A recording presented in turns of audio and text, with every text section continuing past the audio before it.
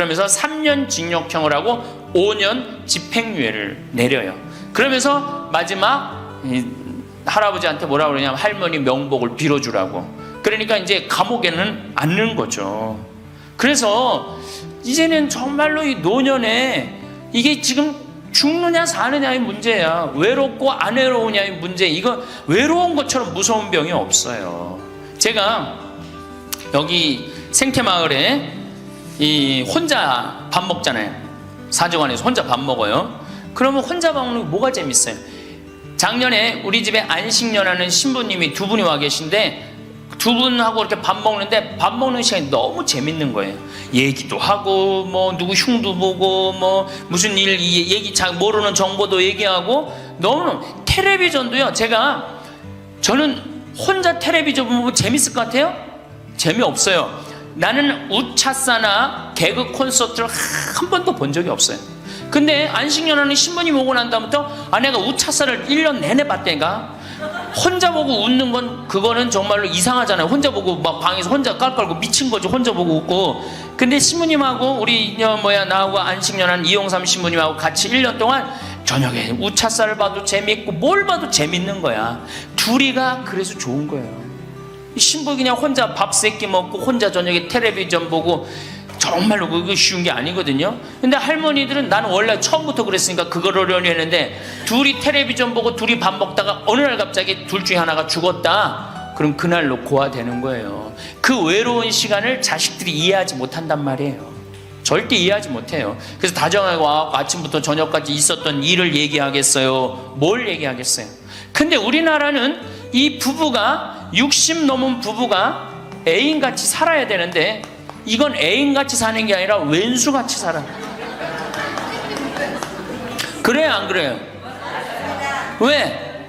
우리는 결혼하자마자 어떻게 했어? 자식 키우느냐고 엄마는 정신없이 바쁘고 아빠는 나가서 돈 버느냐고 정신없이 바빴어요. 그래갖고 둘이서 데이트할 기회가 없었어. 연애할 시간이 없었어. 근데 어느 날 갑자기 그래서 우리나라는 안사람 바깥사람 그랬잖아요. 근데 어느 날 갑자기 바깥사람이 이게 안 죽으면서 당신이 이제 사회에서 필요 없으니까 어떻게 해라 집으로 가라. 그래갖고 집에 들어가고 안방에 들어와서 안사람이 되는 거예요.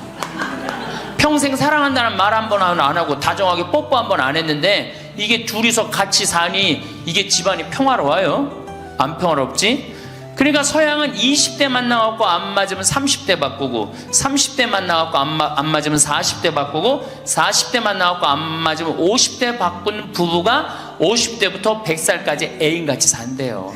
소중함을 알아서. 근데 우리는 20대부터 50대까지 한 번도 안 바꾸는 거야. 한 번도 안 바꾸고 어느 날 갑자기 바깥에서 전심 저녁 먹고 들어오던 사람을 이게 밥 새끼를 다 차려줘야 되니 이게 쉬워요? 쉽지 않지. 그러니까 왼수라고 그러는 거지. 왼수. 애인이 아니고. 방도 어떻게 써? 아니 늙어서 안 그래도 외로운데 방도 그 아파트에서 둘만 사니까 할머니는 안방에서 자고 할아버지는 뒷방에서 자고 잠도 따로 자고. 이게 뭐 같이 사나 마나야. 그 지금 우리 할머니들 보약을 해줘도 누구한테 해주는 게 제일 좋아요? 할아버지한테 해줘야 돼요. 다정하게 해줘야 돼요. 그 있는 것 자체만 해도 얼마나 큰 위안인데요. 제가 87년도에 이 노원에 있는 그러니까 옛날에 이 상계동, 하계동 이렇던데요. 거기 맹인 재활원이 있었어요. 근데 내가 맹인 재활원에 이렇게 거기서 이제 근무를 했었을 때 거기에 부부가 있었는데 남편이 죽었어요. 남편이 죽어갖고 내가 뭐 정말 염도해주고 그냥 성가도 잘 해주고 그랬는데 그 눈이 먼 그 자매가 그 방을 바꿔달라는 거예요. 그래서 왜 바꾸냐 그랬더니 여길 가도 남편 냄새 저길 가도 남편 냄새. 남편이 너무 그리워서 못 살겠다는 거예요. 그러니까 그냥 지금은 소용이 없는 것 같지. 그렇죠? 빨리 죽었으면 좋겠고 귀찮지. 밥 새끼 해주는 거. 그런데 그 묵뚝뚝한 할아버지가 없으면요 정말로 외로워지는 거예요. 그러니까 할아버지들한테 좀 잘하세요. 자식한테 신경 쓸 거 할아버지한테 한 번만 더 신경 쓰세요. 진짜 지금 중요한 동반자는 누구야? 할아버지들이야. 구박 좀 하지 말고. 노년처럼 축복받은 삶이 어디 있어요? 저는요, 여러분들처럼 80까지 사는 게 원이에요. 사는 게 얼마나 좋은데요. 사는 게. 제가 신학생 때 몸이 안 좋았어요. 건강이 안 좋았어요. 우리 뭐 15년 전에 우리 할머니들 나 봤을 때 내가 47kg였어. 47kg. 근데 지금 57kg야. 그러니까 신학생 때 내 이 허리띠가 여기에 정상적으로 있었던 적이 없어요. 여기 앉아있으면 여기 어디가 있고 딴 날은 여기가 있고 허리띠가 제자리를 잡은 적이 한 번도 없어요. 그러니까 내 동창 신부들이 이제 내일 모레 오는 호계동에 우리 최영남 신부하고 작년에 나하고 같이 살던 이용삼 신부가 신학생 때 그랬어요. 너 신부 돼갖고 40살까지 살면 이별여행 가준다 그랬어요. 40살까지만 살아라 이거지. 그때까지 못 살 줄 알았거든. 내일 모레 죽을 것 같이 보였거든요. 그래서 40살까지 살면은 큰 컨테이너 트럭 하나 거기다가 먹을 거 침대 다 해갖고 세계 구경시켜주겠다 그랬어요.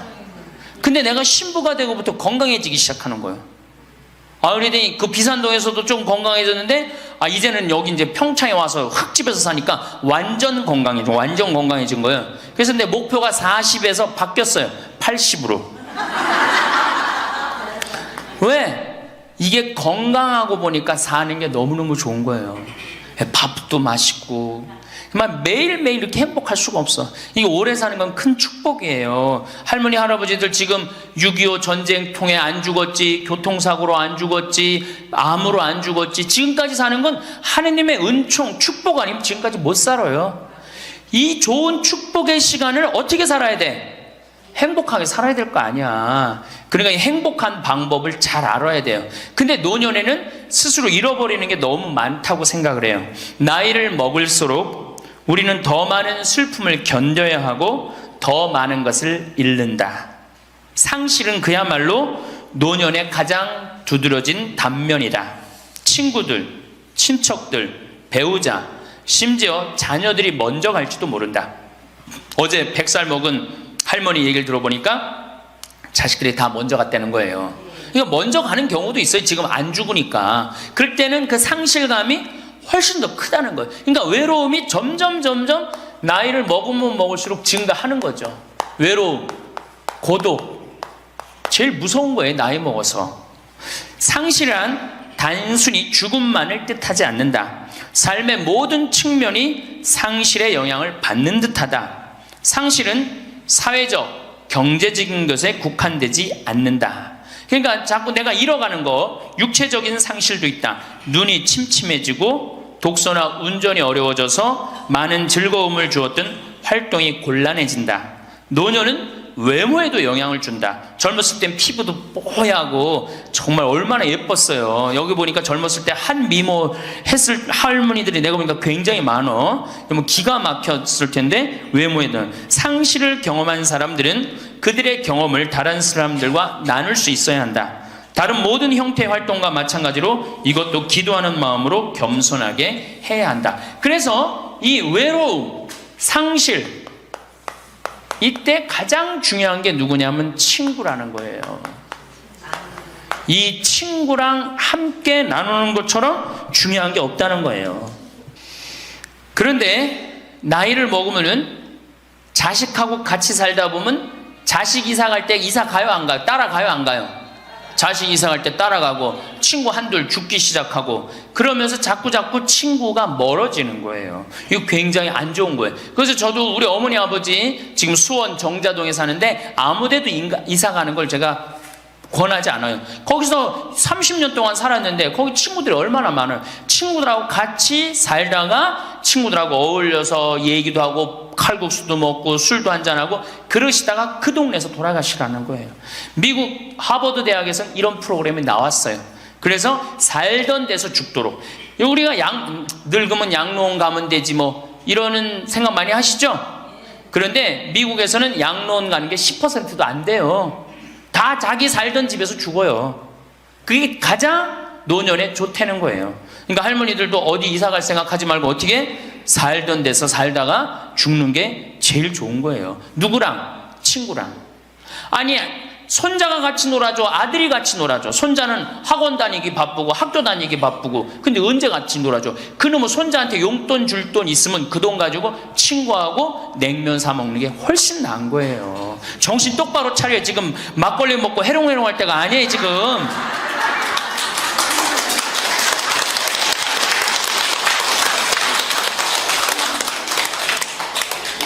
여기 비산동 노인대학 할머니들은 정말 행복한 분들이에요. 왜? 일주일에 한 번 나와서 또래 친구들하고 노래도 하고, 아까 보니까 또 마당에서 노래하고 막 강의도 안 들어오려고 막 그러다 보니까 이게 얼마나 중요한 건데, 일주일에 한 번 친구를 만나서 노래하고 춤도 추고, 이게 굉장히 중요한 거예요. 그래서 노인대학 중간에 관두지 마세요. 죽을 때까지 다녀. 죽을 때까지. 네. 그거 가면 밥도 그냥 주잖아. 이야, 얼마나 좋아. 아니, 노인대학 다니까 지금 수학여행 온 거 아니야? 1박 2일? 수학여행도 오고. 아유, 한 신부님이 얼마나 훌륭해. 그냥 이쁘게 생기기도 했지만 얼마나 훌륭해. 할머니들 그냥.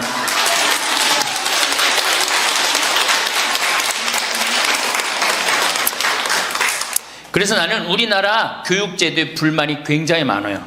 왜냐? 초등학교 6년, 중고등학교 6년, 대학교 4년 배워서 60까지 먹고 사는 거예요.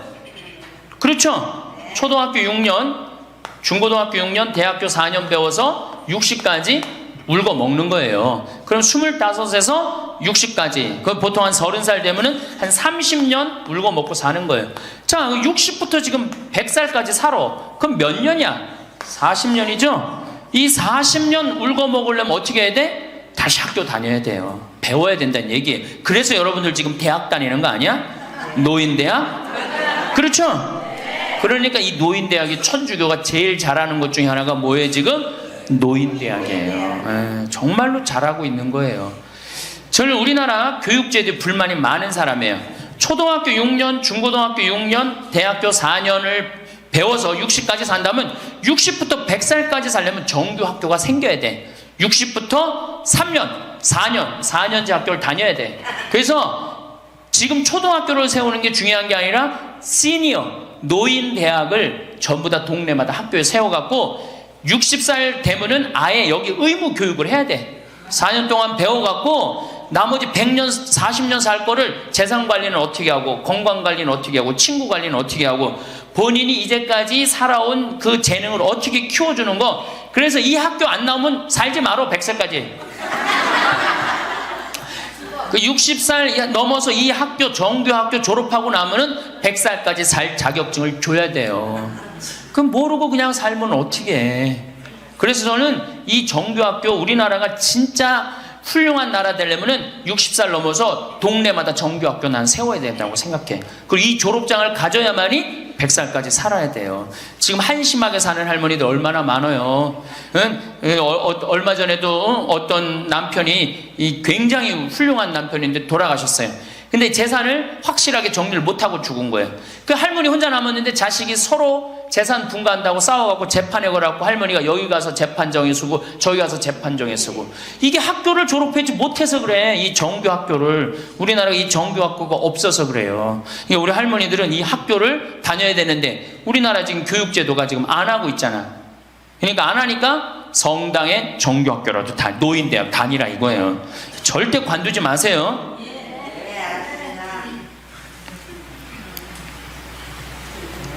호주에서는 다른 사람 절대 안 만난 할머니가 돌아가셨는데 어떻게 6개월 동안 그 할머니가 죽었는지 아무도 모르는 거예요. 그래갖고 6개월 동안 냄새가 하도 나서 보니까 죽은 지 6개월 돼서 그때 발견한 거예요. 자식들도 뻐젓이 다 있는데, 자식이 있어도 부모 6개월, 1년 안 차가는 자식 많아요. 앞으로 여러분들도 그럴 거예요. 여러분들도. 진짜 중요한 건 누구야? 친구야, 친구. 그 여기 노인대학에 같은 반에 친구가 안 나오면 전화로도 한 통 해볼 거 아니야. 그럼 죽었는지 살았는지 꼴가닥 죽었는지 어떻게 했는지 알 거 아니에요. 그래서 노년에 가장 중요한 건 친구다. 며칠 전에 능평성당에 70대 된 할머니 할아버지 네 부부가 여기 와서 2박 3일 동안 놀고 가셨어요. 네 부부가 바나 다 갖고 오고 쌀, 반찬 다 갖고 왔어. 그럼 비싸지도 않지. 하루에 뭐 잠자는 거 하면 4만 원, 5만 원이면 되니까 그 4일 동안 여기 와갖고 얼마나 근사하게 놀고 갔는지 몰라요. 그러니까 가능한 한 집에서 자주 벼야 돼, 집을. 며느리하고 가능한 한 안 마주치는 게 좋은 거예요. 그래야지 며느리도 편안하지, 누구도 편안해? 나도 편안하고. 뒷방에서 쭈그리고 앉아있으면 알아주는 사람 아무도 없다 이거예요. 아무도 없어요. 그래서 뒷방에서 쭈그리고 앉아갖고 방 출입하지 않으면은요, 그렇게 뒷방에 깜깜하게 있으나 관 속에 깜깜하게 있으나 똑같은 거예요. 살아도 살아있는 게 아니란 말이에요. 그 살아있으려면 멋있게 살아있어야 될 거 아니야. 그러니까 놀러도 좀 가고. 이제 그건 내가 4번째 시간에 얘기를 할 거예요. 어떻게 노느냐, 그 방법도 모르니까. 저는 우리나라 지금 주일학교, 우리 수원교구가 이 신호도수가 청소년 신앙의 뭐 활성화인가 그래요. 예, 청소년. 근데 주일학교는 난 굉장히 회의적이에요. 왜냐하면 우리나라 교육제도에서요, 신앙생활을 잘할 수 있는 교육제도가 아니에요. 우리나라 교육제도가. 학원 죽으라고 다니고 그렇게 지쳤는데 토요일날 일요일날 겨우 쉴만하는데 성당 가고 점점 성당이 부담스럽잖아요. 그러니까 주일학교에 있는 돈 없는 돈 다 쏟아넣어. 보자신부가 그냥 총력을 기울여. 주일학교에 그 6학년 졸업하고 나면은 이놈들이 중고등학교 가면요, 학원 다니고 대학 가야 된다고 성당 다 안 나와요. 그러니까 초등학교가 1000명이면은 중고등학교는 100명으로 줄어들어요. 여기다 뭘 돈을 쏟아넣고 그래. 주일학교 2박 3일 여름 피정 데리고 가는 것보다 진짜 중요한 건 노인대학이야. 노인대학. 노인대학은요, 줄어들지도 않아. 죽지도 않으니까 줄어들지도 않고 그대로 가는 거야. 얼마나 좋아. 그리고 성당 평일미사 다 메우는 사람들 누구야? 할머니 할아버지들 아니야. 주일날 성당 다 메우는 사람들 누구야? 연령 저 초상 남은 거기 갖고 연도 다 바치는 사람들 누구야? 이게 노인처럼 중요한 게 없는 거야. 그러니까 보좌신부는 주일학교 애들을 위한 보좌신부가 아니고 누구를 위한 보좌신부여야 돼? 노인댁을 위한. 이 새파란 신부가 와서 할머니들한테 재롱 피면 좋아 안 좋아? 그냥 우리 할머니들 보좌신부 보기만 해도 좋죠? 근데 왜 그 보좌신부를 주일학교 애들한테 쏟아 넣느냐고. 참, 진짜 노인대학이 중요한 거예요. 그래서 우리 할머니 할아버지들 이거 관두지 말고 꼭 열심히 다니세요. 아셨어요? 네. 자, 이제 노년의 첫 번째, 외롭다 말씀드렸어요. 외롭다. 예. 두 번째로는 노년에 이 자식들하고 문제예요. 자식들하고 갈등이 생기기 시작해요. 내가 이렇게 많이 쏟아 넣었는데 너는 나한테 해주는 게 뭐가 있느냐, 이렇게 계속 섭섭해요. 근데 사실 자식들도 살기 힘들어요. 생각해봐. 자식들 아파트 청약 보야지, 애들 학원 보내야지, 전기세 내야지, 전화비 내야지, 먹어야지. 그렇죠? 그 자가용 타고 다니면서 기름값 올라가면 기름값 내야지. 아프면 또 병원 가야지. 대충 따져보니까 한 달에 최소한 라면만 먹어도요 150만 원에서 180만 원이 들어가요. 그럼 나 먹고 살기도 힘든데 죽지도 않는 어머니 아버지 오랫동안 계속 잘 모실 수 있어요? 잘 모실 수가 없어요. 그걸 바라는 것도 사실은 미안한 거예요. 그러니까 이제는 내가 나이가 70이 됐다 그러면은 자식은 자식, 내 인생은 내 인생, 서로 분리해서 사는 거예요. 내가 늙어서 자식한테 기대서 자식한테 피해 안 주는 게 결국은 누구 도와주는 거야? 자식 도와주는 거예요. 혹시 여기 할머니 할아버지들 중에, 할머니들 중에 내가 그런 의식이 있다, 내가 늙어서 자식한테 호강을 받아야 되겠다, 이런 의식이 있으면 빨리 버리세요. 이제 나 혼자 내 인생 살아가야 된다. 그게 가장 중요한 생각이에요. 그래야지 나중에 자식도 부모한테 계속 사랑을 할 수가 있어요. 가기만 하면 원망하고, 이번 추석 때도 그런 사람들 많을 거야. 많이 싸웠을 거야. 응? 옆집 할망구는 아들이 와갖고 냉면도 사주고 갈비도 사줬다는데 나는 큰아들이 사줄래나 둘째 아들이 사줄래나 막내딸이 사줄래나, 근데 나한테 사주는 놈 한 놈 없다. 그러면 자식들이 지겨운 거예요. 하루 이틀 그 소리 하는 것도 아니고. 나는요 냉면 먹고 싶으면요 내 돈 주고 내가 가서 사 먹어요. 냉면 먹고 싶은 거 누구만 알아? 내가 지금 냉면 먹고 싶은 거 누구만 알아? 나만 아는 거야. 나만 아니까 누가 나한테 사줘야 돼? 내가 나한테 사줘야 되는 거야. 내가 나한테. 누구한테 그걸 사주기를 원해? 70, 80이 돼서. 그래서 제발 재산, 집 자식한테 물려줄 생각하지 말고 집 은행에 담보로 맡기고 다 쓰다가 통장에 얼마만 남기고 주고? 이제 교육의 효과가 나옵니다. 500만 원만 남기고 죽어요. 모자라는 거는 뭘로 충당하면 돼? 부조금으로 충당하면 돼. 그 죽을 땐 어떻게 죽어? 꼴가닥 죽으면 돼요. 자, 미국은 집으로 깔고 있는 게 30%, 금융자산이 70%예요. 할머니, 할아버지들이. 집으로 깔고 있는 게 30%, 금융자산이 70%예요. 그래갖고 70%를 쓰다가 죽어요, 미국은. 우리나라는 집으로 깔고 있는 게 90%, 금융자산이 10%야. 그러니까 뭐 하고 싶어도 돈 있어요, 없어요? 돈이 없는 거야. 오로지 뭐만 하나 쥐고 앉아 있는 거야? 집만 하나 쥐고 앉아 있는 거야. 그 쥐고 앉아서 죽을 때 누구한테 물려주려고? 자식한테 물려주려고. 그런데 문제는 뭐냐? 자식이 그 집을 물려받을 때 몇 살이에요? 70이에요.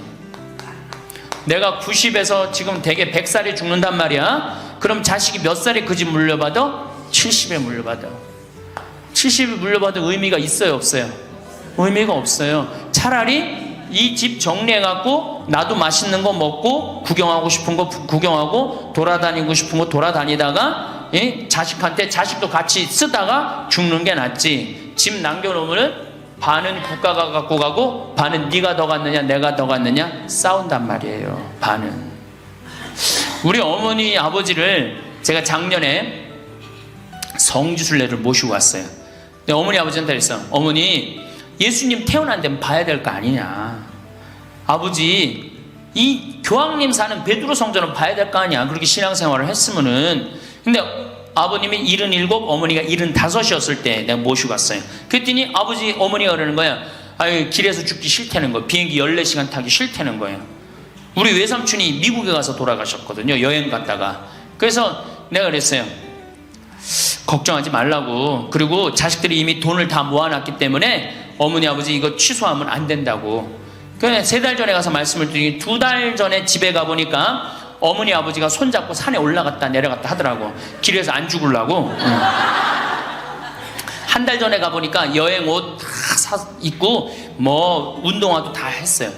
제가 여행을 모시고 갔는데 비행기에선 잘 자고 중간에 뭐 2번에 밥 나오네 2번 다 먹고 또 잘 주무시고 성지에 딱 그 순례를 하는데 제일 먼저 일어나고 제일 앞장서서 걸어가고 제일 잘 먹는 거. 잠도 잘 자고. 누가 77이라고 그래요. 그래갖고 토요일날 밤 10시에 집에 들어왔어요. 한국에 들어와갖고 나하고 한 15분이 우리 어머니 아버지하고 성주순례를 갔는데 다음날 10시에 내가 전화를 했어요. 10시에 전화를 했는데 성주순례 갔다 온 분들 다 괜찮은가 확인했는데 다 비몽사몽 전화를 받는 거예요. 40대 50대 된 분들이 갔었는데 근데 집에 전화했는데 어머니 아버지가 전화를 안 받는 거예요. 걱정이 되고 계속 전화를 했는데 2시에 이제 통화가 됐어요. 아유, 왜 전화를 안 받느냐고. 아버지는 약수터에 물 들어가고요, 어머니는 머리하러 가신 거야. 그렇게 13일 동안을 여행을 갔다 오고 다음 날도 안 죽어요. 지금 77, 75 말도 아니에요. 그렇게 모시고 여행을 갔다 왔더니 지난달에 내가 집에 가고 어머니 아버지하고 점심 같이 갈비 먹었어요. 그야말로 갈비를 먹는데 어머니가 그러는 거예요. 신부님, 작년에 신부님이 저기 막 성주순례 유럽 갔다 온다고 여행 가방을 이쁜 걸 사주었는데 집에 그 여행 가방이 이렇게 앉아 있는데 여행 가방이 너무 아깝다고. 저 여행 가방이 또 가자 이거지. 그래서 제가 그랬어요. 알았다고. 올해는 경제가 어려우니까 내년에 내가 모시고 가겠다고. 그래서 내년 모시고 갈 계획이에요. 왜? 이제는 인생이 휴가란 말이야. 휴가니까 정말로 인생을 즐겁게 살고 좀 하느님께 영광 드리고 감사하면서 살다가 떠날 때 부조금은 어머니 이름으로 부조금이 들어오면 어머니 이름으로 과원에 집 한 채 줘줄 거고, 아버지가 돌아가시면 아버지 이름으로 집 한 채 드리고, 그리고 아무것도 남기지 않고 가시는 거예요. 그게 멋있는 거예요. 그러니까 제발 욕심을 버리세요. 내 자식, 내 새끼 이 욕심을 버려. 우리가 하늘나라를 지향하는 사람들 아니야? 근데 뭐 이렇게 세상에 욕심이 많아. 하늘나라에 지향하는 사람들이. 그러니까 돌아가실 때는 누구한테 돌아가? 난 이 돌아간다는 말 참 좋아해요. 죽었다는 말보다 돌아간다는 말을 참. 어디로 돌아가? 하느님한테로 돌아가는 거예요. 돌아갈 때는 하느님한테 돌아갈 때는 좀 자신 있게 돌아가야 될 거 아니야. 세상에 다 묻어놓고 그냥 빈털터리로 너 나한테 한 게 뭐 있냐? 난 자식한테 다 주고 왔습니다. 하느님 내가 고아원 아이들 정말로 정말 엄마 아버지 없는 아이들을 위해서 집 한 채 져주고 왔습니다. 나보다 훨씬 더 불쌍한 할머니 할아버지들 위해서 집 한 채 져주고 왔습니다. 이게 나요? 내가 자식한테 물려주는데 국가가 반 갖고 가고 자식이 갖고 싸웁니다. 지금 이게 나요? 어느 게 나요? 이렇게 얘기해도 집에 가보면은 말짱 노릇먹여요. 자, 그래서 우리 할머니들 제발 내가 자식한테 집 물려준다는 생각하지 말고 그거 아까 조사해보니까 4억에서 5억 정도 한다며요. 내일 집에 돌아가면 바로 은행에 가세요. 응? 그래갖고 바로 은행에 잡혀갖고 한 달에 2억이면 20년 쓸 수 있어요. 한 달에 200만 원. 그러니까 100만 원씩. 한 달에 100만 원이면 쓸만해 안 쓸만해요? 쓸만하죠? 예, 그건 뭐 내가 이제 다음 시간에 말씀을 드릴 거예요. 자, 외롭고 친구가 없고 그 다음에 자식하고 관계가 안 좋아져요. 그 다음에 나이를 먹으면은 몸이 여기저기에 아파요. 잘생기고 이뻤던 얼굴에 검버섯이 피죠. 그렇죠? 곱고 이뻤던 얼굴이 쭈글쭈글해지고, 그렇죠? 예. 당뇨병이 생겨서 기력도 빠지고, 관절염이 생겨서 무릎도 아프고, 골다공증이 생겨서 넘어지기만 해도 뼈가 부러지고, 심장병도 생기고, 또 치매까지 걸리면 자식인지 누군지 구분도 못하고, 예? 여기가 하늘인지 땅인지 예? 그것도 구분 못하고, 고혈압으로 쓰러져 갖고 다리 한쪽 질질 끌고 다니고, 이런 그런 거를 주위에서 자꾸 보면 자꾸 자신감이 있어요 없어요? 없죠? 그런데 이런 사람들은 극히 드물다는 거예요. 미국의 95%는 건강하게 살아요. 그리고 여기 있는 할머니들은 지금 안양에서부터 여기까지 관광버스 타고 2시간 반 동안 왔죠? 그러니까 여기 있는 할머니들은 적어도 100살까지 전혀 문제없이 살 할머니들이에요. 100살까지. 왜? 지금 근력은 100살까지 관리만 잘하면 100살까지 산단 말이에요. 관리만. 그리고 살다가 죽을 때는 어떻게 죽을 수 있는 가능성이 많은 할머니들이야? 꼴가닥 죽을 수 있는 가능성이 많은 할머니들이에요. 자, 그러니까 할머니들이 이제 운동을 잘 하셔야 돼요. 그냥 늙었다고 난 늙었다 이걸로 끝나는 게 아니에요. 우리 할머니들, 며느리들한테 섭섭한 할머니들 많죠? 100명이면 99명이 며느리한테 섭섭해요. 100명이. 맞죠? 네. 아유, 솔직해네. 비산동 할머니들이. 왜 내가 100명이면 99명이 며느리한테 섭섭하냐면, 내가 고해성사를 들어보면요, 내가 비산동에 있을 때 16,000명이었지 교우들이. 고해성사 무지하게 많이 들어봤어요. 할머니들이 오면 고해성사의 100%가 다 며느리 욕이에요. 며느리 욕. 뭐 며느리가 얼마나 못되게 한 거 뭐 다 얘기해요. 그럼 내가 뭐라고 그래? 할머니 요새 젊은 것들이 버릇이 없어서 예의 없이 자라서 그러니까 할머니가 이해하라고. 할머니 며느리만 그런 게 아니라 다 그렇다. 예. 그럼 며느리들은 들어오면 나한테 뭐라고 고해성사할 것 같아? 시어머니 때문에 미치겠다고 그러는 거예요. 시어머니 때문에. 그럼 내가 그 며느리들한테 뭐라고 그럴 것 같아요? 늙으면 다 그러니까, 니네 집만 그런 게 아니다. 늙으면 다 그러니까 신경 쓰지 말아라. 제가 그래요. 어쩔 수 없는 거예요. 어쩔 수 없는 거예요. 자, 그런데 할머니들하고 며느리들하고 입장을 조금 생각을 해봐. 자, 우리 할머니들 자식들 키웠을 때, 막 키웠을 때 태어났어. 막 손가락에 꼬무락거리고 막 저기 막 옹알이하고 이뻐요 안 이뻐요? 아, 이놈이 일어났어. 뻗떡. 그래갖고 걸으면 한 걸음 뛰었을 때 흥분돼요 안 흥분돼요? 흥분되죠? 걸어. 그럼 기가 막히게 행복하죠? 그 행복은 아마 생각해봐. 기가 막히게 행복했을 거야. 거기다 엄마라고 그래봐. 어때요? 막 죽지 엄마라고 그러면은. 막 죽어 엄마라고 그러면은. 거기다가 이제 애가 가방 들고 막 학교 갔다가 뛰어왔다 하고, 아, 이놈이 키가 중학교, 고등학교 됐는데 나보다 더 커져. 뿌듯해요, 안 뿌듯해요? 이게 키우는 맛이요, 보통 큰 맛이 아니에요. 그런데 반대로 입장을 바꿔놓고 이제 생각을 해보면, 우리 어머니가 70이 됐어. 문을 열고 나오면은 아이고 아이고 아이고 그런단 말이야. 부모는 자식을 키우는 재미에 정말로 푹 빠져있지만, 자식은 부모가 죽어가는 걸 본단 말이야. 얘야 눈이 좀 안 보인다. 보니까 백내장이 걸렸어. 눈이 또 났더니 얘야 무릎이 아프다. 그러니까 무릎에 여기 그냥 저기 물렁뼈가 다 없어졌고 그 뼈 수술해줬어. 그러니까 문 열고 나오면 아이고 아이고, 좋아질 가능성이 있어요? 점점 나빠져요? 점점 죽어가는 걸 보는 거예요. 누가 더 기쁠 것 같아? 자식을 키울 때가 기쁠 것 같아? 죽어가는 부모를 보는 게 기쁠 것 같아요? 여기는 안타까움, 짜증, 의무감 이런 게 들었어. 여기는 기쁨이 있고. 그러니까 우리 할머니들 자식들한테 나한테 왜 이렇게 섭섭하게 하나 원망할 필요가 없어요. 그 죽어가는 걸 보는 건 그 슬픈 거예요. 그 외로운 거예요. 이게 정말 좋은 건 뭐야? 그 모습을 자식한테 안 보이는 거예요. 따로 떨어져서 사는 게 제일 좋은 거예요. 따로 떨어져서 사는 게. 그러니까 제발 같이 살 생각 좀 하지 마세요. 자식한테 뭐 의지하고 기대하고 산다. 지금부터 피눈물 나는 이야기를 하겠습니다. 제가 평택에서 알고 있던 할머니 한 분이 옛날에 과학 선생님을 했어요. 이 할머니가 나이가 82살인데 글쎄 75살 되던 해에 아들이 꼬신 거예요. 어머니가 살던 아파트 팔고 내가 사는 아파트 팔아서 50평짜리 아파트를 사자. 그래서 75살 먹은 할머니가 그런 생각을 했대. 내가 살면은 얼마나 사나? 살면 얼마나 사나? 여기 혹시 나는 살면 얼마나 사나 그런 생각 하시는 분들 손 들어보세요. 절대 그런 생각 하지 마세요. 안 죽어.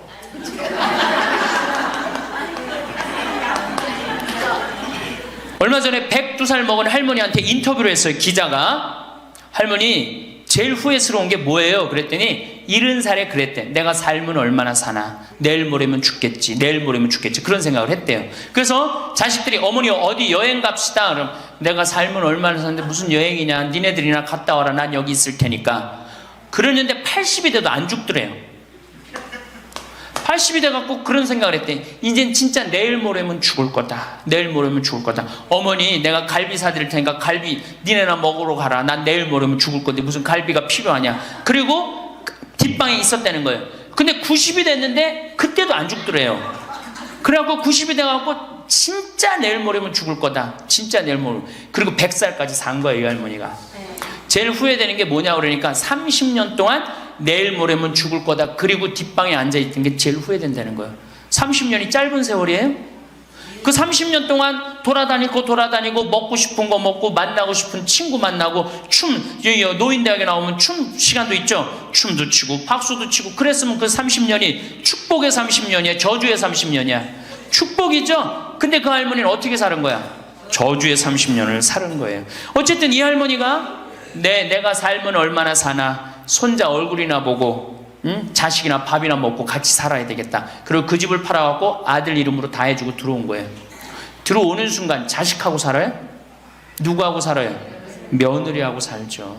며느리가 그동안 시어머니하고 안 살았는데 학교 선생님을 했으니 얼마나 꼬장꼬장해요. 챙견을 얼마나 하겠어. 이거 챙견 저거 챙견. 그래 며느리 미쳐 안 미쳐?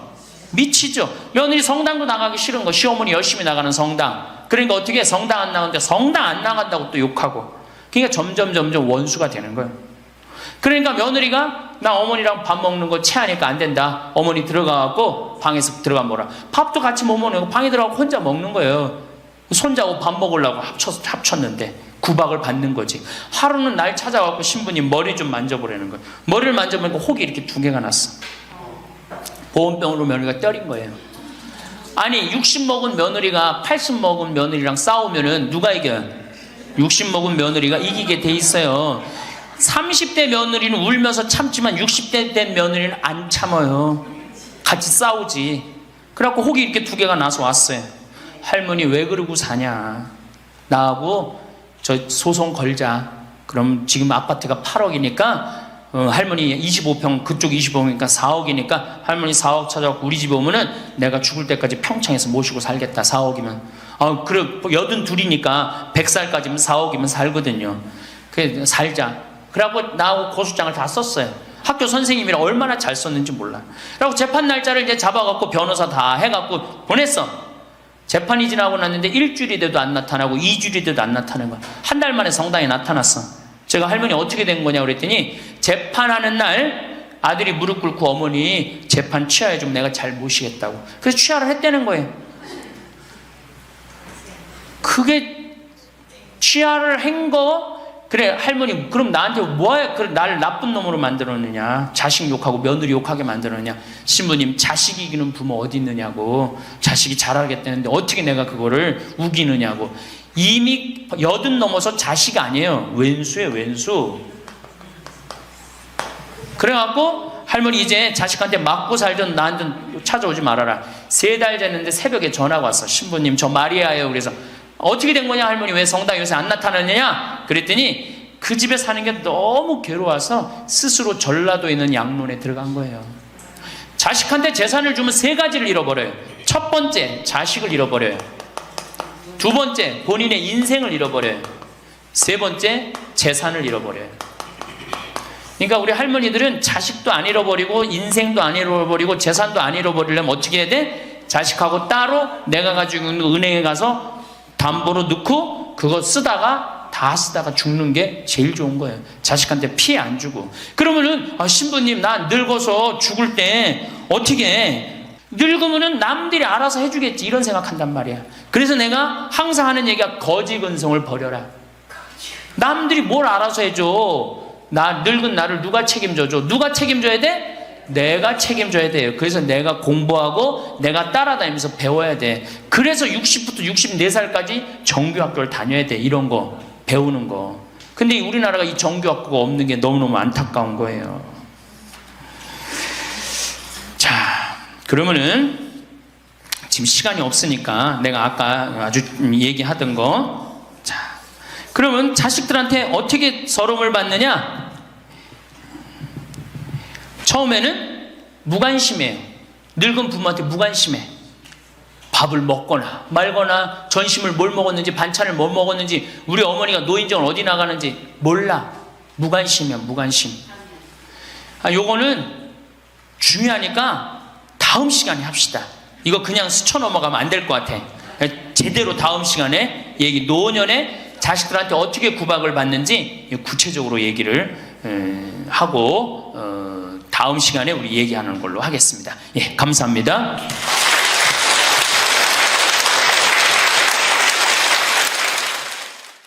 유혹과 행복이라는 주제로 오늘은 이제 4번째 강의를 하고 싶습니다. 우리가 이 세상을 살면서 악마의 유혹에만 안 빠지면 세상 참 행복하게 살 수 있어요. 악마는 주로 우리 예수님한테 광야에서 했던 유혹처럼 돈에 대한 유혹, 빵에 대한 유혹, 절을 하면 권세와 영광을 준다는 이 권세와 영광에 대한 유혹, 그 다음에 하느님이 계실까 안 계실까 예루살렘 성전에서 뛰어내려 보라는 신앙의 유혹을 우린 늘 받고 살아요. 일생을 살면서. 아마 여기 계신 분들 중 그 유혹에 안 빠질 수 있는 분은 단 한 분도 없어요. 늘 빠져요. 근데 그 유혹을 극복할 수 있는 방법이 데살로니가 전서 5장 16절에 나와 있어요. 항상 기뻐하여라. 끊임없이 기도하여라. 어떤 처지에서든 감사하여라. 여러분들 어때요? 세상 사는 거 기쁘세요? 안 기쁘세요? 기뻐요? 근데 항상 기뻐요? 그게 문제예요. 성서에는 뭐라고 나왔어요? 항상 기쁘라고 그랬어요. 우리가 80평생을 산다고 보면은 일을 하는데 26년을 쓴대요. 일을 하는데 잠을 자는데 한 23년을 쓴대요. 그걸 밥 먹는데 6년을 쓴대요. 그 다음에 사람 기다리는데 6년을 쓴대요. 그리고 텔레비전 보는데 10년을 쓴대요. 근데 너무 기뻐갖고 막 웃으면서 그 기쁨을 만끽하는 거는 22시간 3분밖에 안 된대요. 80평생에. 항상 기쁜 게 아니야. 항상 기쁜 게. 근데 성서에는 항상 기쁘라고 그랬는데 우리는 22시간 3분밖에 안 기쁘단 말이에요. 여러분들 월세 살고 전세 살 때 꿈이 뭐예요? 나는 17평 아파트라도 내 이사 안 다니고 내 집 하나 가졌으면 원도 한도 없겠다. 그래갖고 정말로 열심히 돈을 모아갖고 17평짜리 아파트를 샀어. 방 2개짜리인데 너무 좋은 거야. 이제 이사 안 다녀도 되니까. 그래갖고 쓸고 닦고 그냥 그 방 2개 그냥 빛이 번쩍번쩍 나요. 그렇게 행복하게 사는데 갑자기 친구가 참이슬 아파트 32평짜리 아파트 이사 간 친구가 나 이 32평 아파트 샀다고 집들이 한다고 오라 그래갖고 그 집에 딱 갔는데 이런 우리 집 17평이 그 집 베란다에 들어가게 생긴 거야. 그때부터 기뻐요, 안 기뻐요? 안 기뻐요. 이때부터 목표가 바뀌어요. 17평에서 뭘로 바뀌어요? 32평으로 바뀌어. 그래갖고 그냥 허리띠를 졸라매. 제일 만만한 게 뭐야? 교무금이야. 7만 원 내던 거 그냥 3만 원으로 딱 줄이고 열심히 그냥 한 10년을 모았어. 10년을 모았는데 모아갖고 경남 아파트 32평 샀어. 32평 사갖고 그냥 너무 행복한 거야. 근데 이 32평에는 안방에 샤워실도 있고 화장실도 있는 거예요. 온 세상을 다 얻은 것 같아. 그냥 너무 행복한데 아니 친구가 천당역 분당에 50평짜리 아파트 샀다고 초대를 하네. 거기 가보니까 우리 집 32평이 어디에 들어가게 생긴 거예요? 그 집 거실에 들어가게 생긴 거야. 우리가 이 세상을 살면서요 욕심을 부리다 보면은요 항상 기쁘지 않아요. 세상적인 욕심은요 채워도 끝이 없어요. 그래서 바다는 채워도 사람 욕심은 못 채운다는 거예요. 여기 계신 분들 혹시 난 지금 너무 괴로워, 내가 사는 게 힘들어, 뭐 때문에 힘드냐면 지금 현실이 힘든 게 아니에요. 여러분들 욕심이 너무 많아서 힘든 거예요. 이유는 다른 거 하나 없어요. 그런데 우리가 목표가 하늘나라인 사람, 나는 이 세상적인 게 날 좀 실망시킨다 하더라도, 이 세상적인 출세를 좀 못했다 하더라도 나의 최종 목표는 하늘나라다. 정말로 아름다운 꽃이 있고 아름다운 사람들이 있고 성모님이 있고 하느님이 있고 예수님이 있고 오늘 채칠야 성녀 같은 그런 정말 아름다운 분들이 있는 그곳에 내가 간다라는 희망을 가진 사람은요 이 세상적인 게 날 좀 실망시킨다 하더라도 항상 기쁘게 살 수 있어요. 그런데 이 세상에 욕심만 부리다가 하느님 믿지도 않고 하늘나라에 대한 희망을 두지 않는 사람은 마지막에 빈털터리로 갈 수 있다는 얘기입니다. 제가 평창에서 우리 생태마을에 한 100명 정도 시각장애자들이 와서 강의를 들었어요. 근데 그냥 강의를 너무 재밌게 듣는 거예요. 그래서 당신들 뭐가 그렇게 재밌느냐 그러니까 신부님 우리는 눈에 뵈는 게 없어서 행복해야 되는 거예요. 눈에 뵈는 게 없어서. 여러분들 우리는요 그분들은 눈에 뵈는 게 없어서 행복하다고 그러는데 우리는 왜 안 행복하냐면 너무 보는 게 많아서 불행한 거예요. BMW, 벤츠, 그 다음에 남하고 비교하는 거야. 내 자식하고 남 자식하고 비교하는 거야. 내 자식은 요것밖에 안 됐는데 남 자식은 뭐 서울대학에 무슨 뭐 변호사에 뭐 판사에 검사에 의사에 내 자식 꼬라지는 요것밖에 안 되고 그러니까 불행한 거예요. 한국 사람들이 왜 불행한 줄 알아요? 모두 출세해야 돼. 그냥 이 세상에서 전부 다 출세. 여러분들 출세하면 행복할 것 같아요? 난 요즘 텔레비전 보면서 그 장관들 청문회 할 때 보면은 정말로 저러고 장관 되고 싶을까 그런 생각 들 때 참 많아요. 얼마나 인간적으로 모욕을 받아요. 그렇지 않겠어요? 사실 그 사람들도 나름대로 열심히 산 사람들인데 얼마나 모욕을 많이 당해요.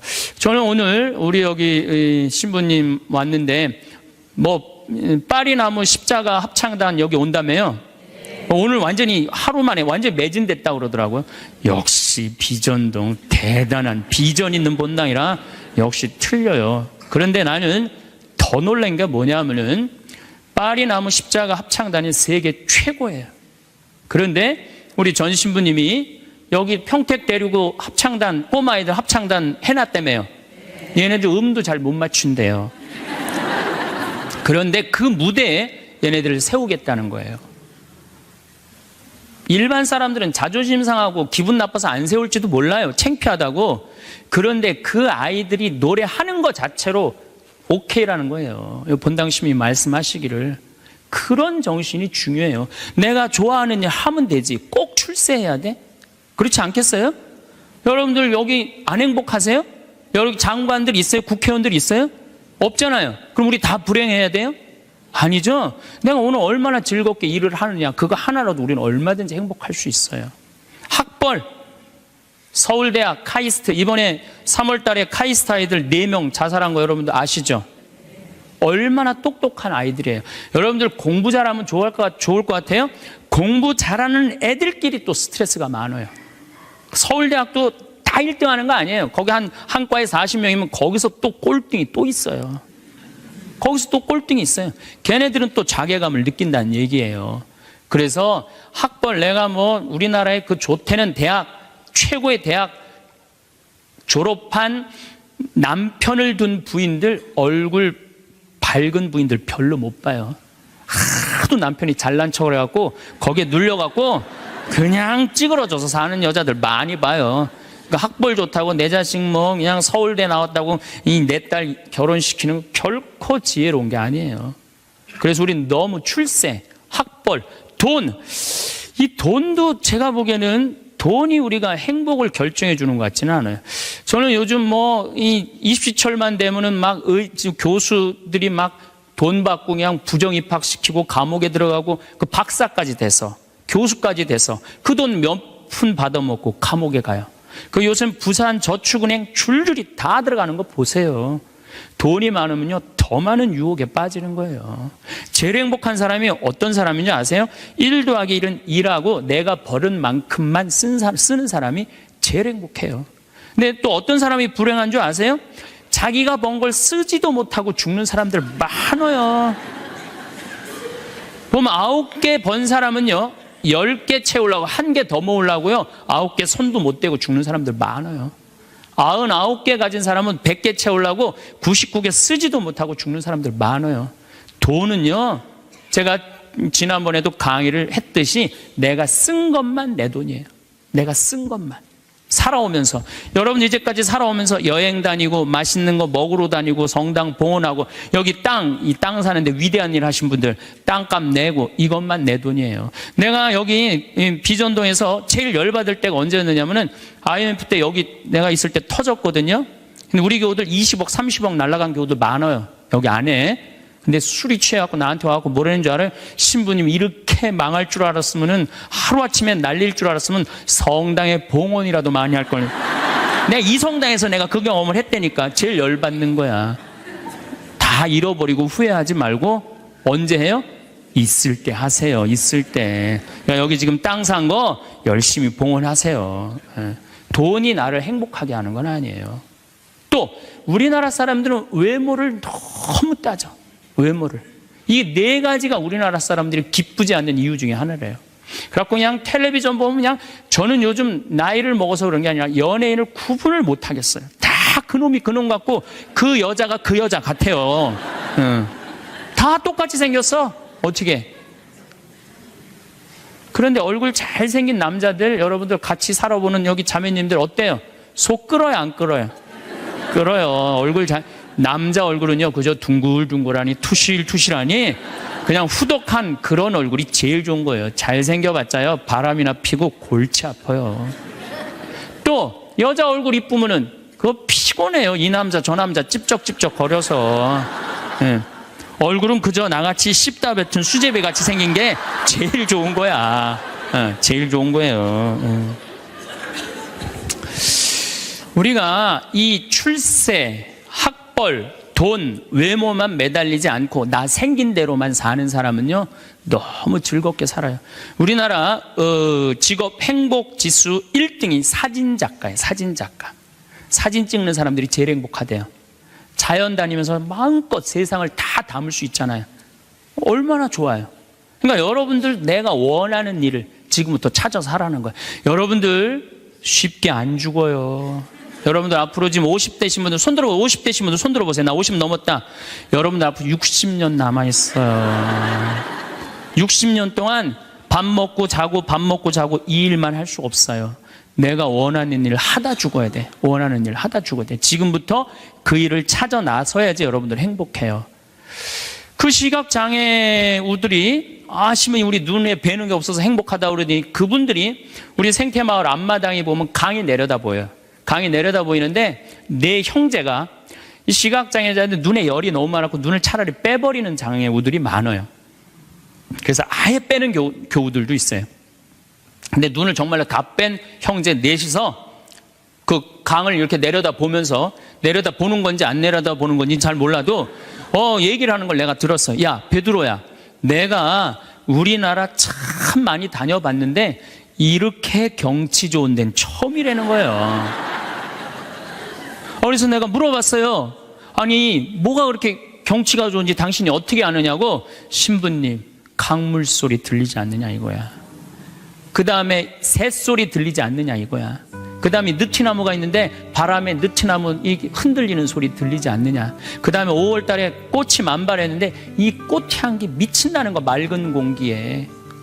아니, 눈이 없는 우리, 보이지도 않는 우리 시각장애우들도 이렇게 경치 좋은데 처음이라는데 우리는 그냥 두 눈을 다 뜨고 이 아름다운 별도 보고 하늘도 보고 단풍도 보고 이 평택 들판도 보는데 내가 안 기쁘다.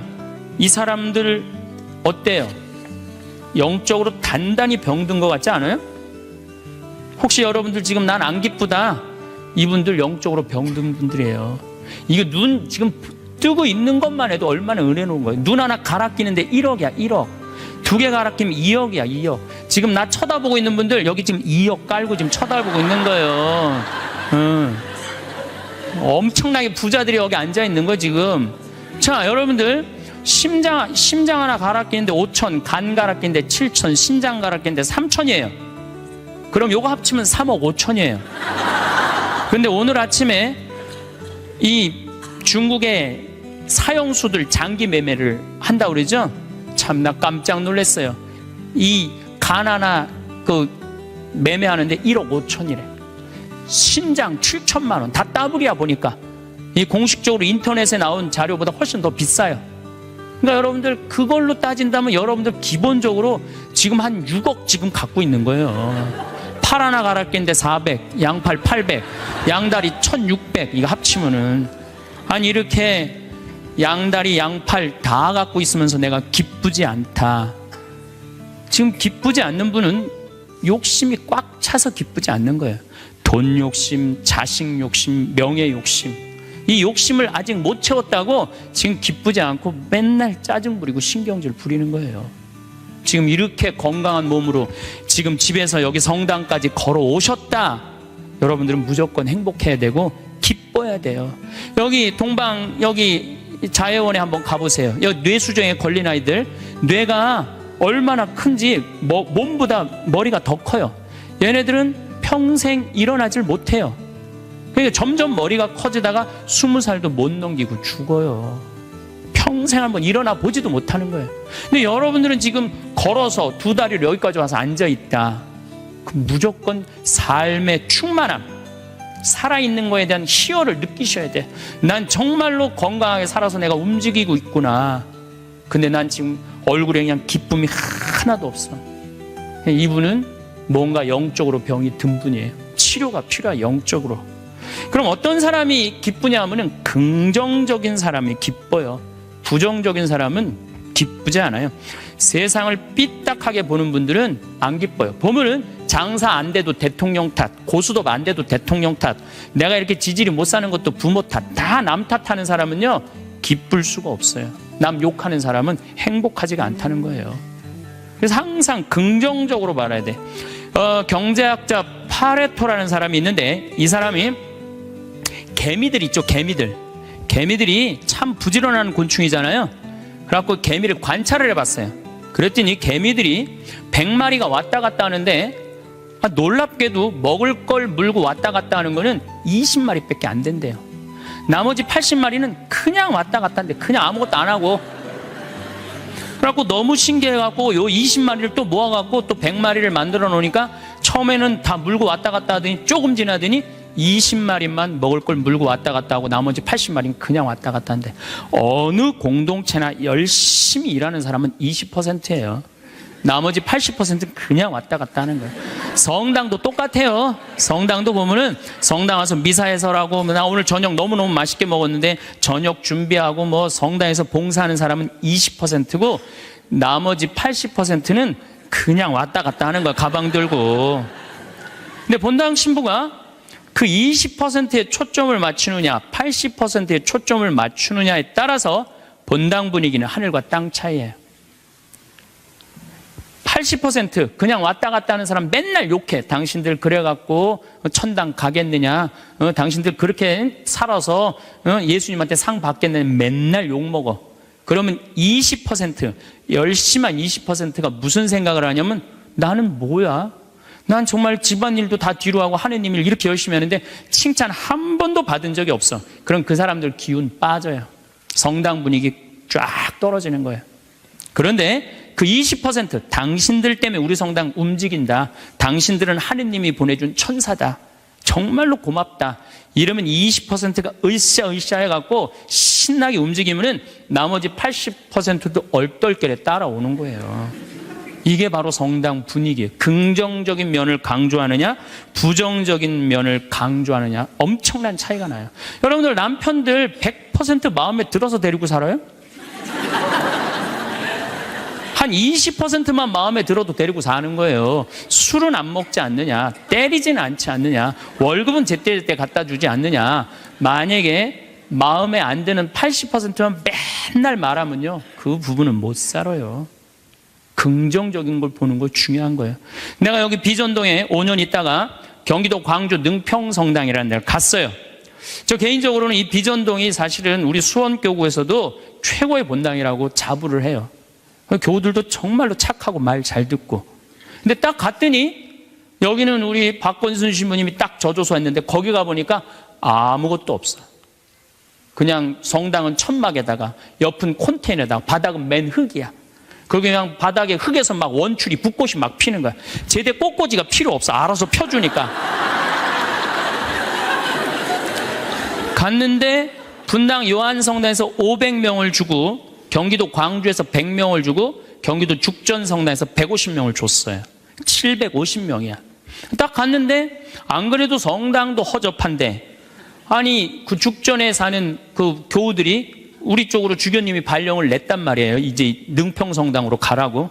근데 거기서 전화가 왔어요. 교우들이. 신부님, 우리가 이제까지 죽전성당 짓느냐고 그렇게 애를 썼는데 또 신설성당으로 우리 집으로 가라고 그러더니 이 말이 됩니까? 자기네들끼리 회의를 했는데 안 오기로 결정을 했대요. 자, 제가 그 안 온다는 150명하고 싸웠을 것 같아요? 안 싸웠을 것 같아요? 안 싸웠어요. 왜? 그분들 와봤자 더 골치 아파요. 더 골치 아파요. 그래서 오지 말으라고 그랬어요. 근데 나한테 600명이야. 근데 우리 이 능평성당은 이 버스를 타고 이 능평 교우들이 분당으로 나가면은요, 버스 한 번이면 가요. 근데 우리 성당으로 오려면 2번을 갈아타야 돼. 그러니까 교우들이 다 분당으로 나가는 거예요. 미사 참여 이제 딱 150명이 오는 거, 150명이 주일날. 내가 여기 떠날 때 주일날 여기 1700명이 왔거든요. 내가 막 떠날 때 여기가 주일날. 1700명 맨날 하다가 150명 오니까 이건 사람도 아닌 거예요. 숫자가. 너무 좋더라고요. 그래갖고 미사 딱 11시 미사 한 대. 한 대니까 미사 끝나면 맨날 돼지를 한 마리씩 잡는 거예요. 맨날 돼지를 먹는 거야. 맨날 내가 내면 총회장이 내고 총회장이 내면 부회장이 내고 돌아가면서. 그때는 돼지가 한 마리에 15만 원밖에 안 했거든요. 또 내가 가정방문 다니면 막 개 키우는 집에 있으면 뭐 이런 걸 키우냐고 먹자고 그냥. 잘 아실 거예요. 내가 얼마나 좋아하는지. 그래갖고 그냥 맨날 성당 마당에서 불을 지펴놓고 맨날 먹는 거야. 그런데 놀랍게도 우리 성당 마당이 분당으로 나가면요, 마당이 보여요. 그 분당 미사 참여 나가는 교우들이 맨날 성당 마당에서 그냥 불이 지글지글 일어난단 말이야. 저게 뭔가 하고 교우들이 자꾸 하나 둘씩 오기 시작하는 거야. 점점 교우들이 느는 거예요. 근데 이 1년이 지났는데 죽전에서 안 오겠다는 교우들이 전화가 왔어요. 자기네들이 회의를 했는데 오기로 결정을 했대요.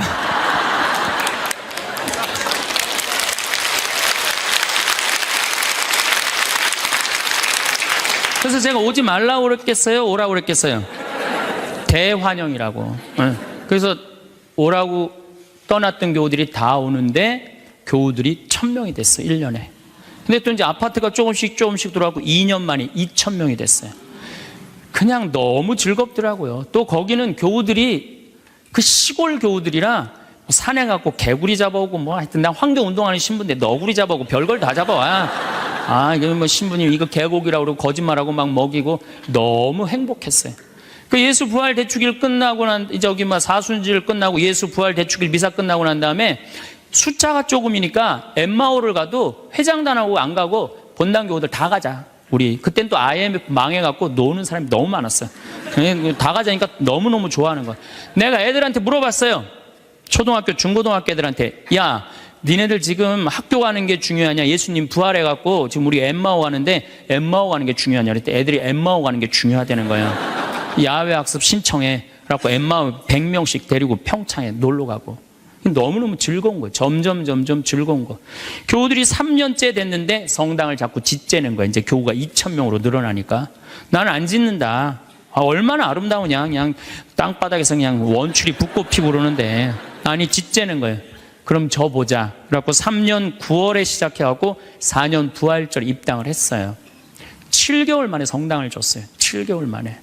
우리 교우들이 봉헌식 하는 날, 또 봉헌식 하는 날도 내가 초등학교 애들한테 물어봤어요.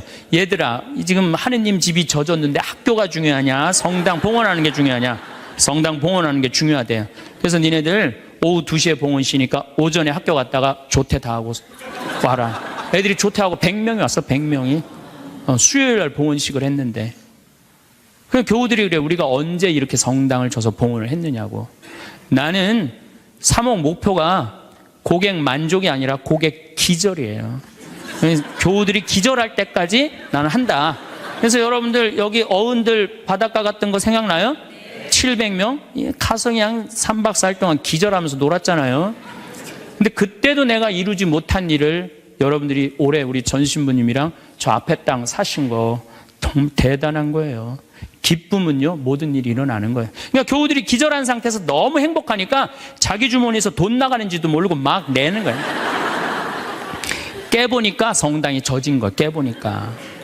기쁨은요, 모든 일이 이루어져요. 분열이 있고 미움이 있고 징후가 있는 데는요, 아무 일도 안 일어나지만은 기쁨이 있는 데는요, 기적이 일어나게 돼 있는 거예요. 그래서 여러분들 우리가 기쁘게 사는 거는 아주 중요해요. 기쁘게. 그 어떤 사람이 기쁘냐? 긍정적인 사람이 기뻐요. 긍정적인 사람이. 성모님은 긍정적이셨을까요? 착했을까요?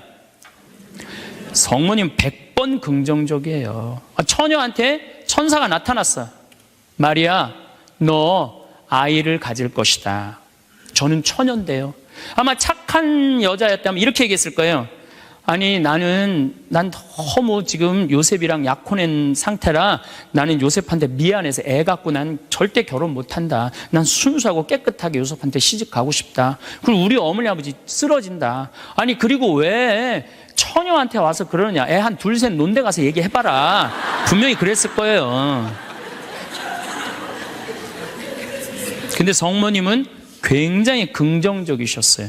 당신을 통해서 인류의 구세주가 탄생한다 그러니까 이 몸은 주님의 종입니다. 그대로 저에게 이루어지기를 바랍니다. 한번 해보자는 거예요. 얼마나 적극적이고 긍정적이에요. 이렇게 적극적이고 긍정적이셨기 때문에 인류 구세주의 어머니가 된 거예요.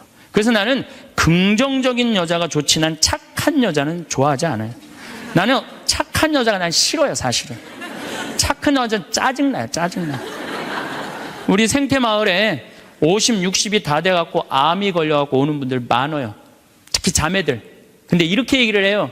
신부님, 나 평생 집안 위해서 고생하고 희생하고 내가 참고 견디고 살았는데 맨 마지막에 이렇게 암이 걸려갖고 내 인생을 돌아보면 남는 게 아무것도 없다고. 정말로 억울하고 분하다고. 그럼 나한테 막 울고 난 이런 여자들 짜증나요. 누가 그렇게 살래요? 집에서는 엄마가 행복해야 돼. 집에서는 엄마가 행복해야 돼요. 무슨 얘기냐면은 나 지금 남편이 맨날 바람 펴. 남편이 맨날 빚졌어. 시어머니 모시는 거 너무너무 지겨워. 그래갖고 맨날 머리 하얀 거 탁 띄고 그냥 맨날 누워있어. 그래갖고 애가 그냥 학교 끝나고 엄마 나 학교 다녀왔어. 그냥 저 집 식구만 보면 신경질이 나는데 애까지 학교 다녀왔고 그래서 나보고 어쩌라고. 이러는 엄마는요, 애들이요 집을 겉돌기 시작해요. 겉돌기 시작해. 엄마가 행복하지 않는 집 애들은요 집 밖을 나가 떠돌아다니게 돼 있는 거예요. 맨날 지겨워 죽겠다, 입만 열면은 죽었으면 좋겠다, 이렇게 말하는 엄마 있는 집의 자녀들은요 집에 안 들어가요. 집에 들어가면 맨날 엄마가 입에서 나오는 소리가 죽었으면 좋겠다, 지겨워 죽겠다, 내 팔자야 이러면은요 애들은 겉돌기 시작하는 거예요. 그러면 겉돌아갖고 나가갖고 떠돌아다녀서 3년을 떠돌아다니면요 진짜 골치 아픈 애가 돼서 돌아와요. 근데 엄마가 너무너무 기뻐. 엄마는 학교 다녀왔어. 우리 아들, 딸 수고했어. 공부하느냐고 얼마나 힘들었어. 엄마가 맛있는 간식 사놨거든, 만들어놨거든. 딱 안아주면은요 애는 간식 먹으면서 집에서 행복하게 살 수 있어요. 집에서 누가 행복해야 돼? 엄마가 행복해야 돼. 그러니까 여기 계신 분들, 내가 행복한 게 결국은 누가 행복한 거야? 자식이 행복한 거예요. 그러니까 누구한테 잘해줘야 돼? 엄마한테, 본인한테 잘해줘야 돼요. 희생한다고 그게 훌륭한 게 아니에요. 참는다고 그게 훌륭한 게 아니에요. 집에서 누가 행복해야 되냐면 아내가 행복해야 돼, 아내가. 근데 우리나라 대한민국의 아내들은요 희생하고 인내하고 참아요. 더욱이 성당 다닌 사람들은 자기가 십자가 진다고 생각하고 파마 한번 하면은 보통 제대로 좀 잘 뽑으려면 한 10만 원 정도 들고, 여기 뭐 트리트먼트 뭐 영양 뭐 이거 하려고 그러면 한 20만 원 정도 들잖아요. 그러니까 그 돈이면, 이 돈이면 차라리 뭐 한다? 이 돈이면 차라리 애 학원을 한 번 더 보낸다. 이 돈이면 내가 살림살이를 하나 더 한다. 그리고 자기는 파마를 어떻게 해? 3만 원짜리 철모 뒤집어 쓴 거 딱 하고 있는 1년 내내 풀어지지도 않는 거 그냥 딱 쓰고 있는 거예요. 난 그런 여자가 싫다는 거예요. 그런 여자가. 그래갖고 이제 아침에 이제 남편이 출근할 때 보면 막 또 그게 또 부풀러 갖고 사자 머리 풀어헤쳐 놓은 것처럼 막 이러고 눈 이상하게 또 여보 다녀와. 다녀오게 하고 난 다음에 다녀오라고 그러죠. 허벅지 트어진 치마도 좀 입고, 가슴 파인 것도 입고, 향수도 딱 뿌리고, 머리도 딱 한쪽으로 딱 묶고 예쁘게 하고 여보 다녀와. 그래야지 남편이 야, 나 이쁜 마누라 이거 위해서 내 다녀와야 돼, 이런 생각이 들지. 그냥 머리는 뭐 그냥 이래고 그냥 잠도 그냥 개슴치레하고 다녀오라고 그러면. 근데 또 대한민국 남자들은 착해요. 또 다녀오랜다고 저녁에 여보 나 다녀왔어. 근데 아직도 사자머리를 하고 그냥. 여러분들, 우리 평창에 읍내에 룸사롱이 있어요. 근데 룸사롱이 있는데 내가 오후 2시에 목욕을 갈 때가 있어요. 근데 우리 평창 목욕탕이 읍내에도 있지만 이 동네에 떨어진 목욕탕이 하나 있어요. 근데 그 목욕탕에서는 봉고를 운영을 해요. 시골 사람들 42개리가 있거든요. 그러니까 시골 사람들이 목욕하려고 그러면 전화하면 봉고 가서 데리고 와요. 근데 거기 아가씨들도 전화하면 우리 그 목욕탕이 봉고를 가지고 데리고 와요. 내가 목욕 2시에 갈 때 그 아가씨들이 같이 봉고를 타고 들어올 때가 있어요. 내릴 때 보면은요 정말로 저런 여자들하고 무슨 술 맛이 나갖고 술을 먹을까 이런 생각이 들어요. 하여튼 밤새 술 먹고 그래서 겨우 이제 정신 차리고 나오니까 이상하잖아요. 나도 이제 목욕탕 들어오고 그 아가씨들도 목욕탕 들어가. 그런데 목욕이 끝나고 그 아가씨들이 꾸미고 나오면요 들어갔던 아가씨들이 아니에요. 얼마나 예쁜지요. 술이 확 땡긴다니까 그 아가씨들 보면은. 여기 계신 여러분들도 본인한테 조금만 투자하면은, 본인을 조금만 가꾸면은 참 예쁠 거예요. 근데 자기 무슨 군인이야? 철모 딱 쓰고 옷도 1년 내내 그냥. 지금도 내가 분명히 여기 방송 촬영한다고 그랬는데 다 까만 옷 입고 왔어. 좀 이쁜 옷 좀 입고 오라고 그랬더니 그게 누가 이 보면은 좋겠어요. 결코 그게 잘하는 게 아니에요. 자기한테 투자하는 게 누구를 기쁘게 해주는 거냐면 자식하고 남편을 기쁘게 해주는 거야. 내가 결혼 20년이 됐어. 내가 자식 생일 차려주고 남편 생일 차려주고 시부모 생일 다 차려줬어. 근데 정작 내 생일이라고 뻑적지게 차려놓기가 좀 그렇잖아요. 그렇죠 여러분들? 우리 자매님도 그러시죠? 생일은 생일인데 아무도 안 알아주니까 미역국을 하나 딱 끓여놨어. 근데 역시나 남편이 웬 미역국을 훌딱 먹고 나가버렸어. 그럼 그때부터 울기 시작하는 거예요. 응? 20년 동안 내 생일 한번 기억을 못 해주고 저렇게 무심할 수가 있느냐고. 혹시 저녁에 내 생일 기억해 줄까? 저녁에 그날따라 술이 떡이 돼갖고 들어왔어. 그럼 이제 나한테 와갖고 이제 신세한탄을 하는 거야. 신부님, 나는 내가 결혼한 지 20년이 돼갖고 정말로 먹고 싶은 거, 쓰고 싶은 거, 입고 싶은 거 안 하고 내 자식들 저렇게 키우고 살림살이 이렇게 했는데 20년 동안 내 생일 한 번도 기억해 주지 않는다고. 난 정말로 너무 불행하고 슬프다고. 그리고 막 나한테 와서 우는 여자들, 난 그런 여자들이 싫어요. 자, 내가 생일이야. 근데 남편이 기억을 못 하는 것 같아. 그럼 오후에요, 남편 직장 근처에 나가세요. 나가고 전화하세요. 여보, 내가 결혼한 지 20년째 생일이고 내가 지금 50번째 내 생일이야. 내가 오늘 생일이 너무 기뻐, 즐거워, 나 너무 행복해 사는 게. 그래서 오늘 생일을 맞이해서 내가 한턱 쏠 테니까 나와. 내가 내면 되지. 그걸 그냥 기억해 줄래나 안 해줄래나, 역시 올해도 안 해주는구나. 그리고 울고 그냥 청승을 떨어요. 난 그런 여자가 싫다니까요. 내가 내면 될 거 아니에요. 그렇죠? 내가 멋있게 내면 될 거 아니에요. 무슨 돈으로 애 휴학시키고, 학교 무슨 학교야. 엄마 생일도 모르는 놈 대학 보내서 뭐해요. 그렇지 않겠어요? 결혼 25주년이 됐어. 10주년도 까먹더니 20주년도 까먹더니 25주년은 기억해 줄래나. 한 달 전부터 계속 기다리는 거. 혹시 결혼기념일 뭘 해줄까. 근데 역시 그날도 그냥 넘어갔어. 나한테 와갖고, 신부님, 난 결혼 25주년 동안 한 번도 기념일을 선물을 받아본 적이 없다고. 그럼 막 눈물 흘리는 그런 여자들이 난 싫어요.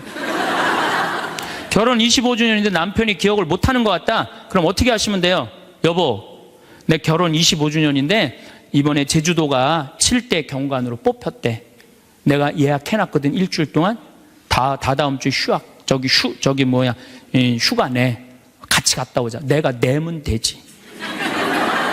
내가 내면 되지 않겠어요?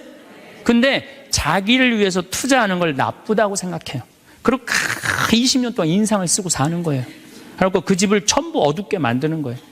집에서는 누가 행복해야 돼? 아내가 행복해야 돼. 아내가 행복해야 돼요. 집에서는 누가 행복해야 되냐면은 며느리가 행복해야 돼.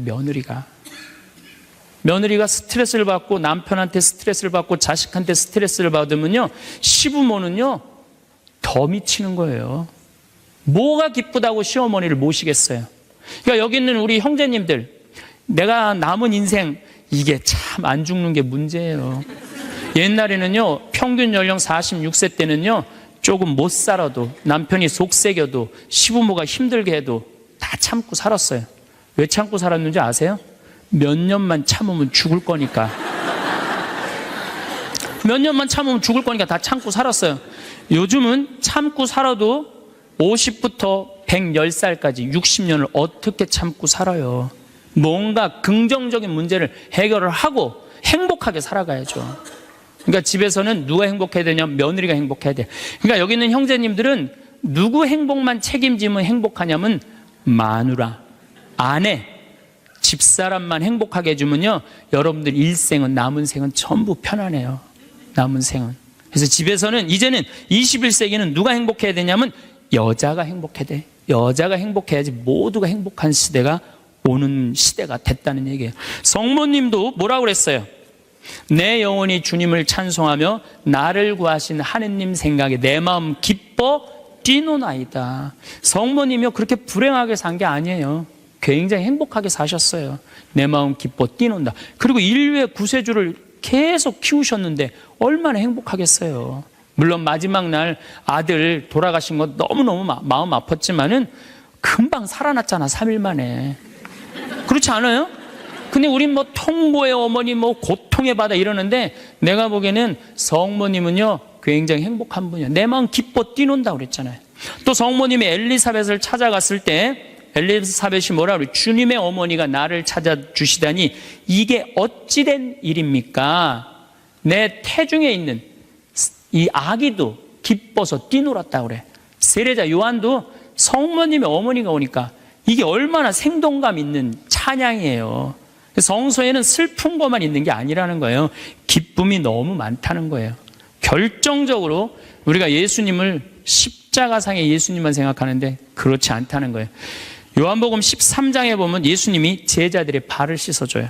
발을 씻어주고 난 다음에 마지막 유언을 해요. 뭐라고 유언을 하냐면은 나는 포도나무요 너희는 가지로다. 너희들이 정말로 내 옆에 붙어 있으면은 많은 열매를 맺을 것이다. 내 곁에 떠나지 말아라. 나하고 하나가 됐으면 좋겠다. 그리고 제자들을 향해서 뭐라 그래요? 아버지, 이 사람들이 하나 되게 해주십시오. 아버지와 내가 하나이듯이 이 사람들도 하나 되게 해주십시오.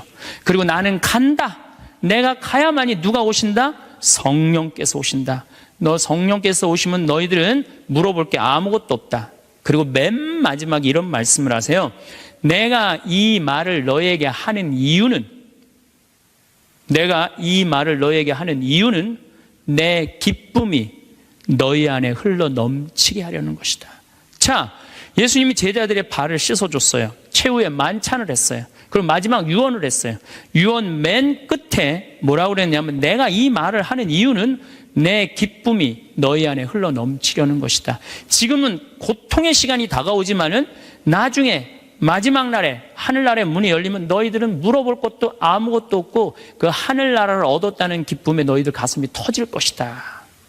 그러니까 여러분들, 내가 구원받았다는 확신이 있는 사람들은요, 이 세상 힘들어도, 이 세상이 좀 나를 실망시킨다 하더라도 내가 마지막에 하느님 아버지 집에 간다라는 확신이 있다면 어떨 것 같아요? 항상 기쁠 수 있어요. 항상 기쁠 수 있어. 근데 여러분들이 지금 어디에 욕심이 꽉 차 있느냐면은 이 세상에 욕심이 꽉 차 있는 거예요. 그렇기 때문에 여러분들이 참 신앙인이 못 되는 거예요. 신앙의 기본은 기쁨이다.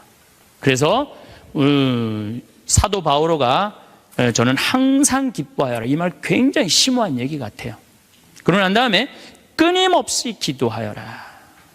이거 아주 또 중요한 얘기죠. 여러분들 어떠세요? 우리 천주교 교우들 기도 참 열심히 해요. 근데 무슨 기도를 열심히 하느냐면 간구 기도를 너무 열심히 해. 이 미사 지향을 내가 우리 생태마을에 피성 참 1년 내내 많이 와요. 구역장님, 반장님들, 노인대학, 레지오, 별 개인, 프레스티움, 별 단체가 다 와요. 정말 열심한 사람들이 우리 생태마을에 오세요. 근데 미사 지향을 보면은요, 기가 막혀요. 전부 뭐냐면은 대학 입시 합격해달라는 거, 그 다음에 딸 결혼시켜달라는 거, 그 다음에 딸 애 생기게 해달라는 거, 임용고시 합격하게 해달라는 거, 그 다음에 전세 나가게 해달라는 거, 월세 나가게 해달라는 거, 지금 분쟁이 걸려있는데 분쟁 잘 되게 해달라는 거, 이런 게 미사지향이에요. 여러분, 진정한 미사지향은 내 영혼의 구원을 위해서, 오늘 나를 위해서 미사 넣으신 우리 교우가 한 분인데 난 너무너무 고마워요. 나를 위해서 미사를 넣어야 돼요. 근데 우린 너무너무 간구 기도가 많아. 간구 기도를 자꾸 하느님께 드리다 보면은, 내가 신앙이라는 건 내가 하느님의 뜻을 실천하려고 신앙생활하는 거예요. 근데 간구 기도를 자꾸 하다 보면은 나중에 보면 하느님이 내 뜻을 실천하고 있어. 네. 우리 신부 카페 하자, 신부 카페. 아니, 요즘 사람들 마음 답답하면 사주 카페 가고 전보, 커피 마시면서 전보잖아요. 그러니까 우리도 신부로, 여러분들 신부로 귀신의 애비로 40년을 살면요, 웬만한 무당보다 나아요. 귀신의 애비로 40년 정도 살면 웬만한 무당보다 낫다니까요. 네, 지금 70살 원로 신부님들 딱 여러분들 보면요, 여러분 인생이 딱 보여요. 얼굴이 뭐냐면 얼이 들어왔다 나갔다는 굴이야. 얼이 들어왔다는. 그래서 우리 얼굴 안에 7,000개 인생이 있다는 거예요. 여러분들 얼굴 안에 딱 보면 남편이 바람 피고 있구나, 이게 금방 나온다니까. 웬만한 점쟁이 무당보다 낫다니까요. 저도 본당 신부하면서 무당들 세례를 많이 줬어요. 무당들이 천신, 자기가 모시는 신기가 떨어지면요, 천신을 찾아온다니까요. 그래서 내가 북도 태우고 이거 신물도 많이 태워주고 세례도 주고, 또 어떤 무당은 유방암이 걸렸는데 60 한 7, 8쯤 됐는데 평생 이제 점을 봐준 거죠. 근데 이제 나한테 온 거예요. 이제 삶을 정리하고 하느님한테 귀의하고 싶다고. 살아온 얘기 다 들어주고, 그리고 이제 마지막에 이제 죽을 때 또 신부님 성가 소리 듣고 죽고 싶다고. 근데 쫓아가갖고 또 보니까 막 기다리고 있더라고요. 그래서 성모님 성갑 듣고 싶다. 그래서 내가 막 성갑 불러주는데 그렇게 해서 돌아가셨어. 그러니까 내 품에 죽은 무당도 있다니까. 내 품에 죽은. 내가 웬만한 무당보다 낫지. 웬만한 무당보다 나은 거예요. 그러면 우리가 카페 차려놓고 여러분들 본당 신부님들 면담하려고 그러면 얼마나 힘들어. 본당 신부님 바쁘고 우리 은퇴하면 시간도 많은데. 그래서 우리 잘생긴 시모니 신부가 있어요. 오늘 오후에 만날 건데 시모니 신부 그 커피 바리스타 자격증도 있고 잘생기고 자격증이니까 시모니 신부는 커피 바리스타 하고. 그리고 나보다 7살 많은 베네딕토 신부라는데 얼굴이 못생겼어요. 네. 형은 그 정신없이 왔다 갔다 하지 말고 주방에서 나오지 말고 거기서 나오지 말고 음식하고 음식. 네. 네. 그 다음에 뭐 담배만 피우고 뭐 아무것도 안 하는 우리 마티아 신부 너는 청소하고. 난 이제 이게 되니까 앉아서. 내가 장소도 다 봐뒀어요. 장소는 어디로 했냐면은 남한산성 성지가 있는데 남한산성 성지가 새로 성당을 줘서 갔어요. 옛날 구성당이 아주 그 창호주로 잘 져놨어. 그래갖고 그 성당 터 달라고 그랬어. 여러분들 남한산성 그 근처에 또 점 보는 데도 많아요 보면. 그래갖고 이제 거기에 이제 신부 카페. 우리는 은퇴해서도 할 일이 있는 거야. 그러니까 나는 이제 뭐 대학 하라고 이제 기부금도 40억 받았으니까 나는 200살까지 살아도 일이 있어요. 200살까지. 근데 여러분들은 무슨 계획이 있느냐? 나 이걸 묻고 싶은 거예요. 무슨 계획이 있느냐? 지금 60살 되신 분들은 100살까지 살아요. 100살. 50살 되신 분들은 110살까지 살아. 110살. 40대신 분들은 120살까지 살아. 120살. 제가 20년 전에 강의하러 다니면서 여러분들은 이제 100세 시대가 옵니다. 신부님 뻥하지 말라고 무슨 100살까지 사느냐고. 근데 요즘 여러분들 100세 안보장, 100세 연금보장 나왔어요 안 나왔어요? 100세 시대 온 거예요. 근데 올해 한 보험회사에서 무슨 상품이 나왔냐면 110세 건강 안심보험이 나왔다니까요. 그러면 이분들이 보험회사 분들이 야 100세 상품 나왔으니까 다음에 110세 할까? 이거 아니죠. 그때는 암 정복된다고 보는 거예요. 그리고 그때는 치매도 어느 정도 잡는다고 보는 거예요. 혈압, 당뇨 다 잡는다고 보는 거예요.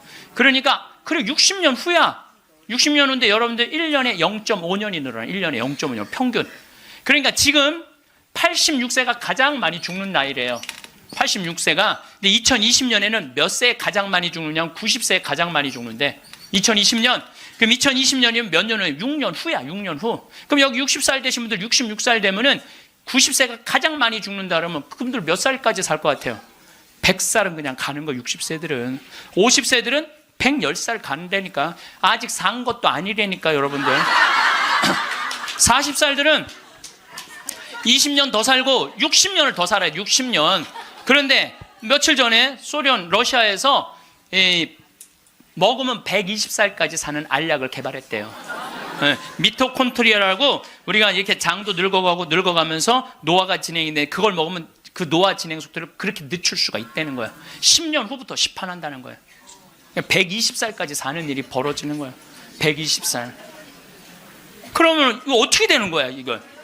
이거 보통 심각한 문제가 아니라니까 여러분들. 지금 웃을 일이 아니에요 지금. 웃을 일이 아니에요. 예, 심각한 거예요. 3년 전에 우리나라가 100살 이상이 1700명 선에서 왔다 갔다 했어. 3년 전에. 여자가 1600명, 남자가 100명. 3년 전에 100살 이상이. 예. 그런데 올해 내가 인구 통계청에 들어가서 자료를 뽑아보니까 올해는 100살 이상이 몇 명이냐면 14,000명이에요. 14,000명. 3년 만에 100살 이상이 10배가 늘어난 거예요. 10배가 늘어났어요. 90에서 100살까지는 몇 명이냐면 13만 4천 명. 80에서 90살까지는 몇 명이냐면 97만 명. 그 다음에 60에서 70살까지는 270만 명. 그래서 65세 이상이 몇 명이냐면 정확하게 49만 명인데 650만 명에 650만, 65세 이상이 650만 명. 초등학교 애들이 270만 명, 270만 명. 그러니까 초등학교 애 하나에 할머니 셋이에요. 지금 그런 세상이 됐다니까요. 우리는 어렸을 때 길에 나가보면요, 애들이 바글바글했어요. 구슬치기, 딱지치기, 담방구, 자치기. 낮에만 그렇게 돌아다녀서 밤에 깡통 돌리게 해보면 온 놈들이 다 깡통 돌리고 다녔어요. 근데 요즘 길에 나가면 애들 하나도 없어요. 어딜 돌아다니는지. 누구만 할머니, 할아버지들만. 할머니가 길에 꽉 찼어. 또 할머니들이 어서 유모차 주사, 유모차를 밀고 온 세상을 다 다녀. 유모차를 밀고 온 세상을 다 다녀. 유모차를 밀고. 무슨 뭐 놀이터, 슈퍼마켓. 그래서 여러분들 무슨 현상이 있느냐면요. 무슨 현상이 있느냐면은 그 노인정 앞에 가보세요. 유모차가 10대씩 끝나고 나면 밀고 다 집에 가고. 이거 어떻게 할 거예요?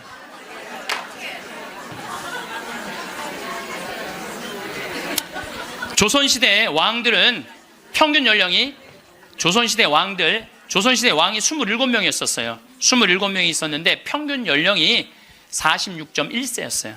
왕들이 길게 살아야 46. 왕자고 공주들, 관리 잘한 왕들은 46.1세. 관리 잘하는 거 왕자도 큰 왕자들 있잖아요. 왕 못된 왕자들. 그거 평균 나이를 36세야. 평민들은 조선시대 35세. 평균 나이 35세. 그때는요, 아무 문제가 없었어요. 그때는 35세.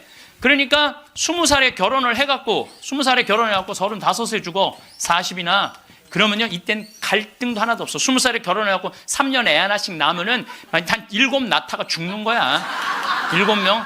7명 낳다가 죽는 거예요. 그렇죠? 네. 삶의 계획이 뭐가 필요해? 그리고 마지막 막내는 놔놓고 누구한테 맡기느냐면 장남한테 맡기고 죽는 거예요. 네. 장남한테 맡기고 죽는 거예요. 네. 계획 세울 필요가 없어요. 근데 지금은 안 죽어. 이게 보통 심각한 문제가 아니에요. 이게 안 죽는 바람에 모든 문제가 다 생기는 거야. 안 죽는 바람에. 여러분 요즘 연금 얘기 참 많이 나오죠? 연금 공무원들이 20년 의무로 내면은 그 다음부터는 받아 먹을 수 있는 거예요. 그럼 20년 냈으면은 20년만 받아 먹어야지. 120살까지는 몇 년 받아 먹을 것 같아요? 60년 받아 먹는 거. 60년. 여러분들 나라 망할 것 같아요? 안 망할 것 같아요? 망하게 돼 있어요. 이거는 불보듯 뻔한 거예요. 뭐 그리스, 스페인 그래서 망한 거예요. 그래갖고 좀 나라 이제 자식들을 위해서 좀 후손들을 위해서 연금 좀 깎자고 지금 국회에서 정부에서 그러는 거 아니에요? 계산 뻔히 나오니까 연금 깎자고 그랬더니 깎으려는 연금을 안 깎고 머리 깎고 안 된다고 그냥.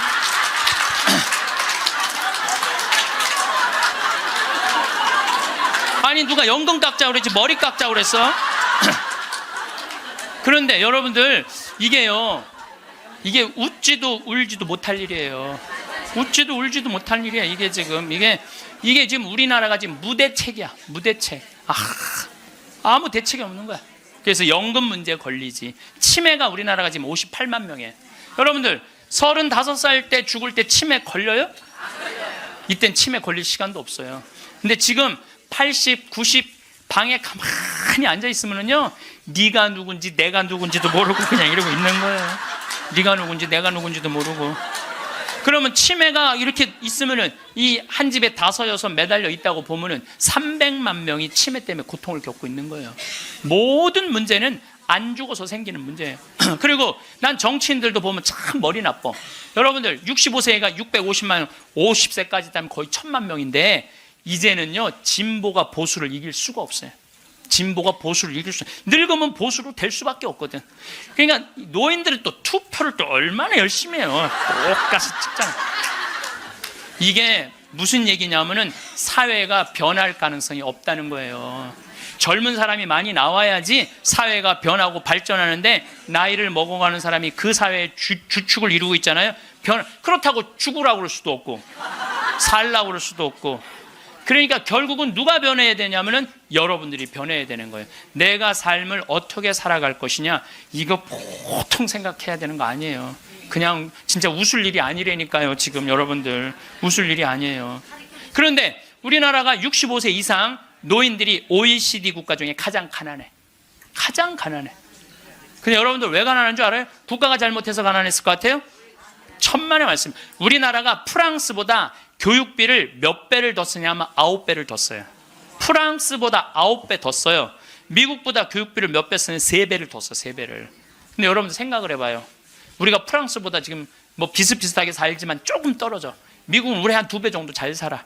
근데 그 2배 정도 잘 사는 나라보다 3배를 교육비를 더 쓰는 거야. 그래서 남자아이 대학 결혼까지 들어가는데 여러분들이 3억 6천이에요. 처음부터 태어나갖고 걔한테 쏟아놓는 돈이 3억 6천이야. 여자는 3억 4천이 들어가요. 그럼 남자 여자 아들 딸 둘 나가고 결혼까지 시켰으면 여러분들 얼마 쓰면 7억을 쓴 거야. 7억을. 셋 낳았으면 10억을 쓴 거야. 10억. 그러니까 애를 낳아요. 그래서 애도 안 낳는 거예요. 이놈의 교육 때문에 애도 안 낳는 거예요. 그러니까 애가 안 나오면 나라는 어떻게 되겠어요? 이게 머리가 복잡해요. 내가 보기엔 정치인들 머리가 지끈지끈할 거야 아마. 그 생각을 해보면은. 그러니까 65세 넘어가고 OECD 국가 35개 나라 중에 우리나라가 노인이 가장 가난해. 쓸 돈이 없는 거야. 자식들한테 다 쓰고. 그리고 요즘 애들은요 1등 아니면 패배자야 다. 그러니까 대기업에 취직 안 하면 아무데도 취직 안 하는 거야. 그리고 대기업 안 갈 바야 200만 원 받고 일 안 한다 이거야. 그러니까 집에서 논다는 거야. 그럼 노는 놈 누가 책임져야 돼? 부모가 아니 어제도 저녁 먹으면서 들은 얘기인데 엄마 아빠가 다 교직이래. 그래서 연금이 700만 원 정도 나온대요. 그렇게 친구 중에 제일 연금이 많이 나온대. 상전 밥 한 번, 술 한 번을 안 낸다는 거야. 친구들이 막 욕을 한다는 거야. 너는 이 새끼야 밥 한 번 안 사냐. 그렇게 연금이 많은데 근데 한 친구한테 술 한 번 하자 그러면서 울면서 그러더래요. 애들이 둘 다 명문대학을 나왔는데 대기업 몇 번 보내 떨어지더니 집에서 놀고 있다는 거야. 걔네들 생활비로 600만 원을 대준다는 거야. 자기가. 그 자기네들이 100만 원을 가지고 쓴다는 거. 100만 원을 가지고. 그러니까 친구들 뭐 사주고 싶어도 사줄 수가 없다는 거예요. 100만 원 갖고 생활해야 되니까. 이게 지금 대한민국이 지금 정신이 나가도 한참 나간 거예요. 보통 문제가 아니라니까요.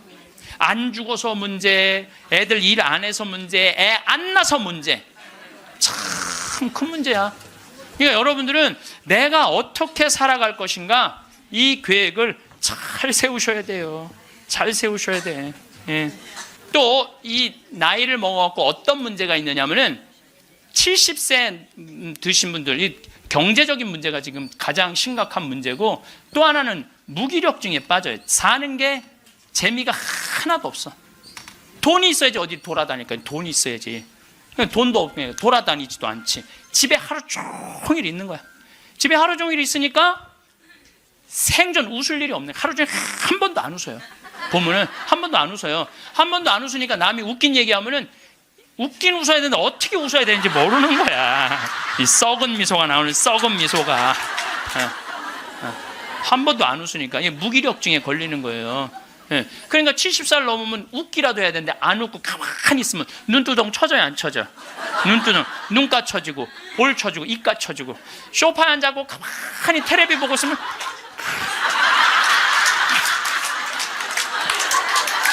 소파에 앉아고 텔레비만 째려보고 있는 거야. 아니 텔레비가 뭘 잘못했다고. KBS 한번 째려보고 MBC 한번 째려보고 SBS 한번 째려보고 평화방송 한번 평화방송 볼 때 더 째려봐. 저 무슨 얘기하는 건가. 뭐 애들 다 떠나고 여러분들 애들 다 떠나고 남편하고 있으면 뭐 깨가 쏟아질 것 같아요? 깨 안 쏟아져요. 신혼 때나 깨가 쏟아지는 거지. 소파에 앉아 이렇게 있는데 남편이 지나가면은 투명인간이 지나가나 보다.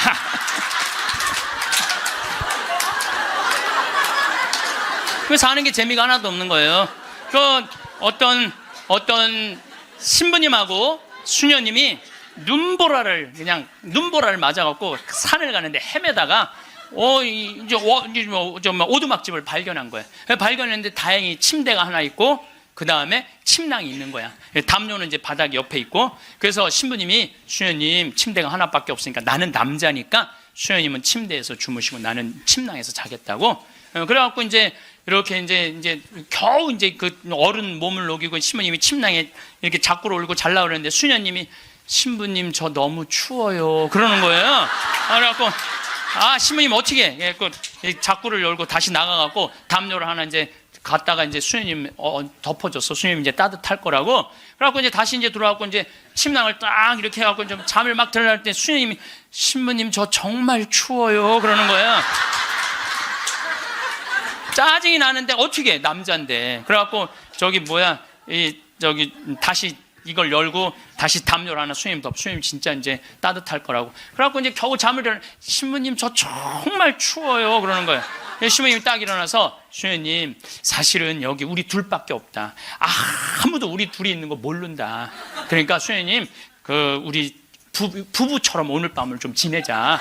그랬더니 수녀님 아우 좋아요 그랬어요. 수녀님이 아우 좋아요. 그래 아유 좋아요. 그래서 그럼 부부처럼 하는데 내가 지금부터 말을 좀 하겠다. 수녀님 그 수녀님 말을 내가 빼겠다. 당신 자꾸 짜증나게 할 거야? 그 빌어먹을 담요 당신이 갖다 덮어. 나 잠 좀 자게 나도 좀. 여러분들 부부가 이게 다정하게 이렇게 살다가 늙으면 좋은데 서로 맨날 짜증이 나느니 뭐 지겹대는 이런 소리 하면은요 늙어서 한 집에 살아도요 있으나 마나요. 있으나 마나야. 하루 종일 혼자 텔레비. 그래 이제 저녁에 며느리가 어머니 식사하세요. 방문 땅땅 두들겼는데 또 이 시어머니 또 전기세 또 불은 깜깜하게 꺼내. 째려보던 눈빛 그대로 파란 텔레비 불빛에 밥 먹으라고 이렇게 째려보면요 며느리가 심장이 땅땅 떨어지는 거예요. 사람은요 눈꼬리가 올라가지 이쁜 거야. 입꼬리가 올라가지 이쁜 거예요. 그래서 젊은 사람이 웃을 때 시원한 게 눈꼬리가 올라가고 입꼬리가 올라가서 시원한 거예요. 내가 이렇게 이렇게 젊은 사람은 눈에 확 띄어요. 눈꼬리 쫙 올라가고 입꼬리 올라가서. 또 나한테 강의 들어오면 그냥 와. 신부님한테 온다고 연필로 막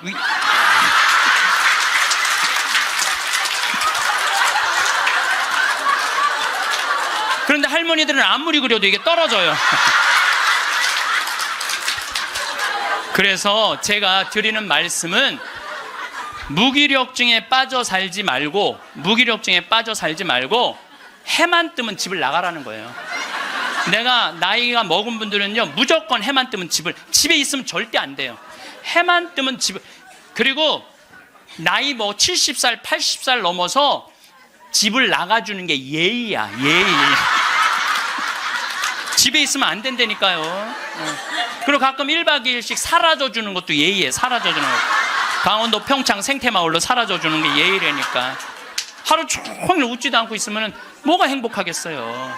그러니까 할머니들 오늘 65세가 넘어갔고 나는 해 뜨자마자 여기 나왔다 한번 손 들어보세요. 내가 늘 말하지만 이 처녀들이 슬기로운 처녀들이라니까.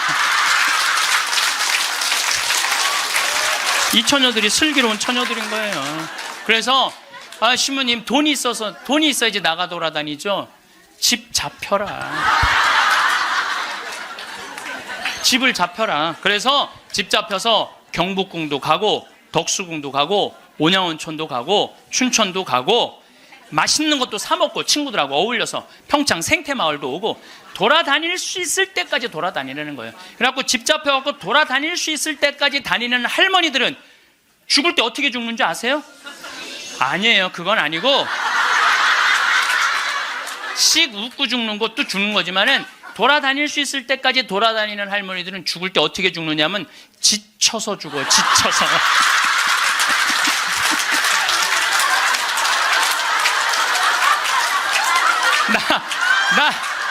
이제 그러니까 95살쯤 돼갖고 나 도저히 못 돌아다니겠다. 나 힘들어서 도저히 나 이제 가야 되겠다. 그러면서 씩 웃으면서 죽는 거 지쳐서. 근데 어떤 사람들이 사람을 미치게 만드느냐 하면 돈 쓰는 건 무서워갖고 뒷방에 가만히 앉아있는 거예요. 뒷방에 가만히 앉아있으면은 여러분들 그 다음에 허벅지에 근육이 풀려요. 허벅지에 근육이 풀리면 그 다음에 하는 일은 누워서 똥 싸는 거예요. 똥 싸는 거예요. 그 다음에 그 집에 할머니가 똥을 싸기 시작하면 그 집은 기쁨은 다 사라지는 거예요. 냄새가 얼마나 기분 나쁘게 하겠어요. 본인도 괴롭지만 그걸 옆에서 지켜보는 사람들. 그러니까 여러분들 자식을 위하는 거는요 자식 걱정하는 게 아니에요. 자식을 위하는 건 내가 마지막까지 죽기 직전까지 내 발로 화장실 가주는 게 정말 자식을 위하는 거예요. 그러니까 마지막까지 화장실을 가주기 위해서는 뭐 해야 돼? 운동해야 된다. 운동. 제가 말씀드리는 거 운동. 네, 운동. 여러분들 2살 때 자랑스러운 게 뭔지 알아요? 똥오줌 가르는 거예요. 2살 때 자랑스러운 건 똥오줌 가르는 거예요. 3살 때 자랑스러운 건 뭐냐면 이가 나는 게 자랑스러운 거예요. 그렇죠? 12살 때 자랑스러운 건 뭐냐면 또래 친구가 있는 게 자랑스러운 거. 그때 엄마 아빠 필요 없어. 또래 애들이랑 막 뛰어놀고 다녀. 18살 때 자랑스러운 건 운전을 할 줄 아는 게 자랑스러운 거예요. 20살 때 20대 때 자랑스러운 건 애인이 있는 게 자랑스러운 거예요. 애인이 있는 게 35살 때 자랑스러운 건 돈을 버는 게 자랑스러운 거예요. 50살 때 자랑스러운 건 뭐가 자랑스러운? 돈이 많은 게 자랑스러워요. 60살 때 자랑스러운 건 뭐가 자랑스러운 줄 알아? 애인이 있는 게 자랑스러워. 그때도 애인이 있어. 자랑스러운 거예요. 70세 때 자랑스러운 건 뭔지? 운전을 할 줄 아는 게 자랑스러워. 75살에 자랑스러운 건 같이 여행 다닐 친구가 있는 거, 같이 밥 먹을 수 있는 친구가 있는 게 자랑스러워요. 80세 때 자랑스러운 건 뭔지 아세요? 이가 남아있는 게 자랑스러워. 이가 남아있는 게. 85세 자랑스러운 게 뭔지 알아요? 똥오줌을 가릴 줄 아는 게 자랑스러운 거예요. 85이 돼서도 내가 똥오줌을 가릴 수 있다. 그건 자식들한테 최고의 선물이에요.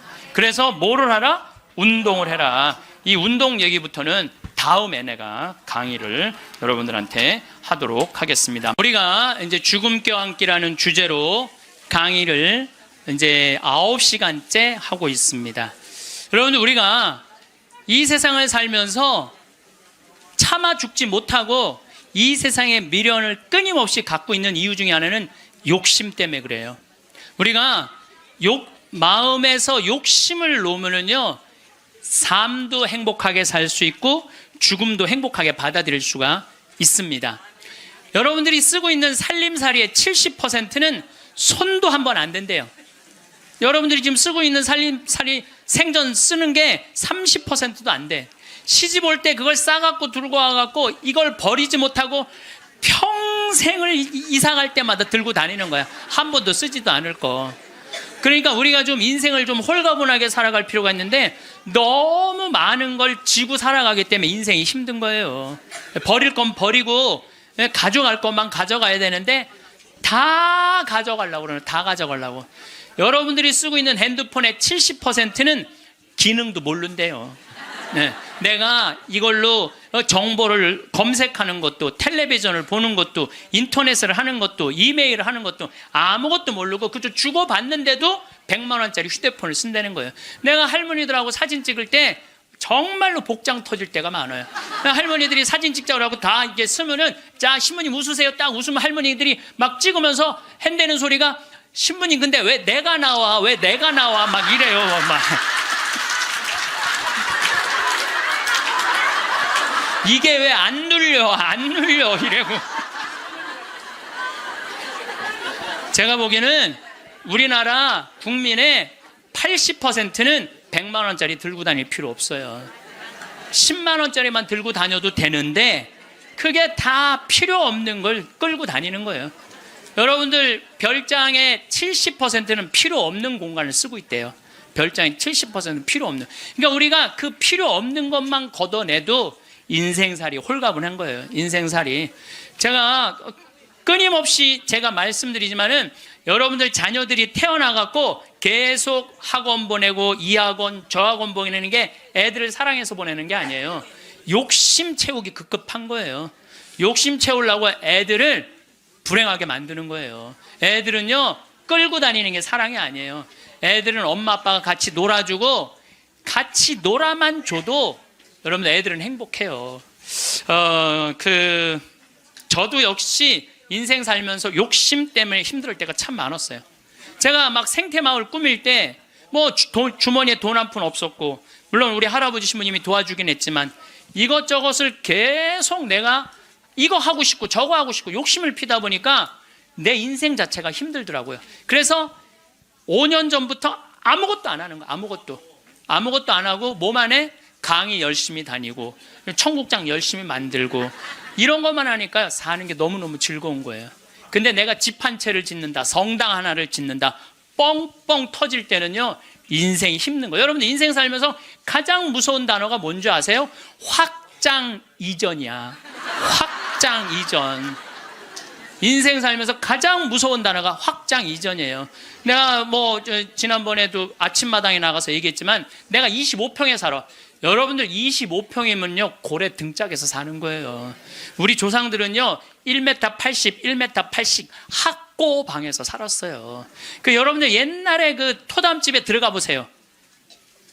고개 들면 머리가 닿아요. 그리고 방 안에 앉으면은 4-5명 앉으면 엉덩이 들이밀 데가 없어요. 거기에 7-8명 나봐. 방 안 한가득 자식 새끼를 낳아놨다는 말이 그거야. 고만한 방에서 사는 거야. 그런데 지금은 25평이면요 10m, 10m도 넘는 방에서 사는 거예요. 얼마나 넓은 데서 살아. 근데 50평짜리 아파트 산 친구가 집들이 한다고 가보니까 우리 집 25평이 그 집 화장실에 들어가게 생긴 거야. 이 친구가 자랑을 해내. 5억 주고 샀는데 8억으로 뛰었다고. 이 사람은 3억에 25평에서 25평도 거기도 충분한데 확장 이전에 욕심이 드는 거야. 나도 2억 대출 받아서 50평으로 확장 이전을 해야 되겠다. 그래갖고 대출을 받아갖고 확장 이전을 했어. 근데 했는데 하는 날부터 행복할 줄 알았더니 그날부터 너무 인생이 힘들어.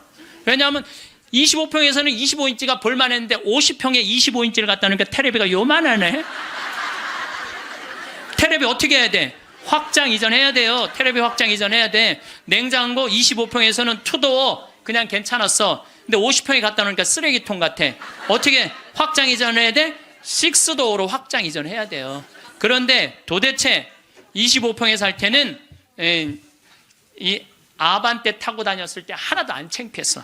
왜냐하면 그 25평에 사는 사람들은 다 엑센트, 무슨 K3, SM3, 소나타 이 정도인데 50평에 이사 가보니까 벤츠, BMW, 아우디네 다. 도대체 아반떼를 끌고 저녁 시간에 그 동네로 퇴근하고 싶지 않은 거야. 창피해서. 그래서 밤 10시에 아무도 안 볼 때 밤 10시에 집에 내 집인데도 그게 확장 이전 때문에 생긴 고통이에요. 여러분들 이 동부건설, 동부철강 얼마나 잘 나가던 회사예요. 그런데 60개 계열사로 늘리는 바람에 도저히 회사를 유지 못하니까 1조 얼마를 분식회계를 해갖고 여러분들 투자자들 싹 날려요. 지금 그 회장님은 지금 12년 감옥형이에요. 그냥 동부철강, 동부건설 그냥 동부화재 하지 뭘 확장 이전을 한다고. 그 바람에 그 호의호식할 수 있는데 감옥에 가 있잖아요. 한순간에 무너지는 거야. 한순간에. 그러니까 여러분들도 인생 한순간에 무너지고 사기당하는 건요 뭐 때문에 그러는 줄 알아요? 마음 안에 욕심 때문에 그러는 거예요. 이번에 세월호도 300명 죽은 것도 304명 정확하게 죽은 것도요 욕심 때문에 그래요. 성공한 사람들을 보면 크게 두 부류로 나뉘는 걸 알 수 있습니다. 하나는 자신이 성공했다고 여기저기 떠벌리고 다니는 사람들, 그리고 또 하나는 조용히 아무 말 없이 자기 삶을 사는 사람들입니다. 우리는 흔히 성공을 하면 자연스럽게 자랑하고 싶어질 거라고 생각하죠. 좋은 차를 사고 비싼 시계를 차고 SNS에 멋진 사진을 올리고 싶을 겁니다. 왜냐하면 그렇게 하면 남들이 나를 더 인정해 줄 거라고 믿으니까요. 하지만 현실은 그렇지 않습니다. 오히려 진짜 성공한 사람들은 그렇게 행동하지 않습니다. 왜냐하면 보여줄 필요가 없기 때문입니다. 돈이 많다고 높은 자리에 있다고 유명하다고 해서 굳이 그걸 드러낼 필요는 없습니다. 그걸 아는 사람들은 이미 알고 있고 모르는 사람들은 알 필요가 없죠. 그런데도 굳이나 성공했다고 떠드는 사람들이 있습니다. 그런 사람들은 왜 그럴까요? 간단합니다. 그 사람들은 사실 그렇게까지 성공한 게 아니기 때문입니다. 우리는 종종 SNS에서 성공한 사람들을 봅니다. 해외여행을 가고 고급 레스토랑에서 밥을 먹고 멋진 차를 타고 다니는 모습? 그런데 가만히 보면 그런 걸 보여주는 사람들은 언제나 뭔가를 팔고 있습니다. 강의를 팔든 자기 브랜드를 홍보하든 아니면 단순히 자기 자존감을 유지하려고 하든 간에 결국 목적이 있는 거죠. 진짜 부자들은 그렇게 하지 않습니다. 오히려 조용히 아무도 모르게 자기 일을 합니다. 왜냐하면 자랑해서 얻을 게 없기 때문입니다. 오히려 괜히 잘난 척했다가 사람들에게 이용당하거나 시기와 질투를 받거나 쓸데없는 오해를 사는 게 더 피곤합니다. 이건 단순한 돈 이야기가 아닙니다. 사회적인 성공을 이룬 사람들도 마찬가지입니다. 진짜 실력 있는 사람들은 자기 실력을 굳이 떠벌리지 않습니다. 왜냐하면 그럴 필요가 없으니까요. 자기 분야에서 최고라면 사람들이 먼저 알아서 찾아옵니다. 반대로 실력이 부족한 사람일수록 자기를 포장하려고 애씁니다. 우리가 흔히 듣는 말이 있죠. 빈수레가 요란하다. 이 말이 괜히 있는 게 아닙니다. 정말 내실이 있는 사람들은 굳이 시끄럽게 굴지 않습니다. 반대로 겉만 번지르르한 사람들은 자기가 얼마나 대단한지 떠들고 다닙니다. 이걸 좀 더 현실적인 예로 들어볼까요? 동창회에 나가면 꼭 이런 사람이 있습니다. 옛날에는 별거 아니었는데 갑자기 잘 됐다고 나타나서 자기가 얼마나 성공했는지 자랑하는 사람. 처음에는 다들 와 대단하다 하고 들어주지만 시간이 지나면 어떨까요? 대부분 속으로 이렇게 생각할 겁니다. 저 사람 뭐 저렇게까지 티를 내? 결국 그런 사람은 점점 멀어지게 됩니다. 반면에 정말 성공한 사람들은 조용합니다. 굳이 자기가 어떻게 살고 있는지 설명하지 않죠. 그런 사람들은 오히려 주변에서 먼저 알아보고 자연스럽게 존경을 받습니다. 그게 진짜 성공입니다. 그럼 우리는 어떻게 해야 할까요? 내가 뭔가를 이루었을 때 굳이 남들에게 알릴 필요가 있을까요?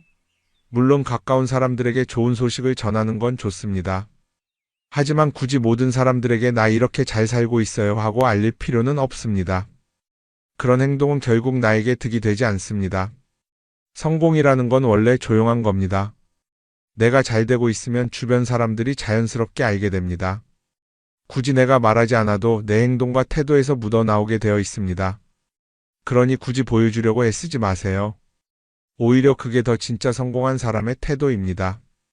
사람은 사회적 동물이라고 하잖아요. 혼자 살아갈 수 없고 결국 사람과의 관계 속에서 기쁨도 얻고 때로는 상처도 받습니다. 그런데 한 가지 생각해 볼 게 있어요. 우리가 정말 인간관계가 필요해서 맺고 있는 걸까요? 아니면 그냥 그래야 한다고 배워서 어쩔 수 없이 유지하고 있는 걸까요? 어릴 땐 친구 많으면 좋다고 하죠. 사회생활에서도 인맥이 중요하다는 말을 많이 합니다. 그런데 정작 주변을 보면요. 인간관계가 넓은 사람일수록 스트레스를 더 많이 받아요. 전화벨이 울릴 때마다 이번엔 또 무슨 부탁일까 싶고 단체 채팅방에서 메시지가 올 때마다 이걸 또 어떻게 대답해야 하나 고민하죠. 관계가 많아질수록 책임과 피로도 함께 늘어나는 겁니다. 어떤 사람들은 인간관계를 줄이면 외롭지 않겠냐고 해요. 그런데 가만히 생각해보면 진짜 외로움을 느끼는 순간이 언제인지 아세요? 오히려 불필요한 인간관계 속에 있을 때입니다. 같이 밥을 먹고 얘기를 나누는데도 뭔가 허전하고 대화가 컥 돌고 속마음을 나누지도 못할 때, 그럴 때 우리가 더 외롭다고 느끼죠. 그렇다고 당장 인간관계를 다 끊어버릴 순 없겠죠. 하지만 적어도 내가 정말 소중하게 여겨야 할 관계와 그냥 관성적으로 유지하는 관계는 구분할 필요가 있습니다. 예를 들어 매번 나한테 부탁만 하고 정작 내가 어려울 땐 연락 한 번 없는 사람. 내가 실수하면 뒷담화를 하면서 내 앞에서는 웃는 사람. 이런 관계를 굳이 계속 이어갈 이유가 있을까요? 가끔은 이런 경험도 있을 거예요. 우연히 어떤 사람과 친해졌는데 만난 지 얼마 되지도 않았는데 너무 많은 걸 털어놓는 사람들 있죠. 자기 속사정부터 가족 문제, 직장 고민까지 쏟아내는 사람들. 이런 경우 두 가지일 가능성이 큽니다. 하나는 그냥 감정적으로 의존할 사람이 필요해서일 수도 있고 또 하나는 내가 믿을 만한 사람인지 떠보는 걸 수도 있어요. 어떤 경우든 이런 관계는 오래가기 어렵습니다. 사실 친밀함이라는 건 시간이 필요한 법이에요. 적당한 거리를 두고 천천히 서로를 알아가야 하는데 초반부터 급격하게 가까워진 관계는 쉽게 무너지는 경우가 많습니다. 처음엔 친하다고 생각했는데 어느 순간 사소한 일로 틀어지고 결국 남보다 못한 사이가 되는 거죠. 그러면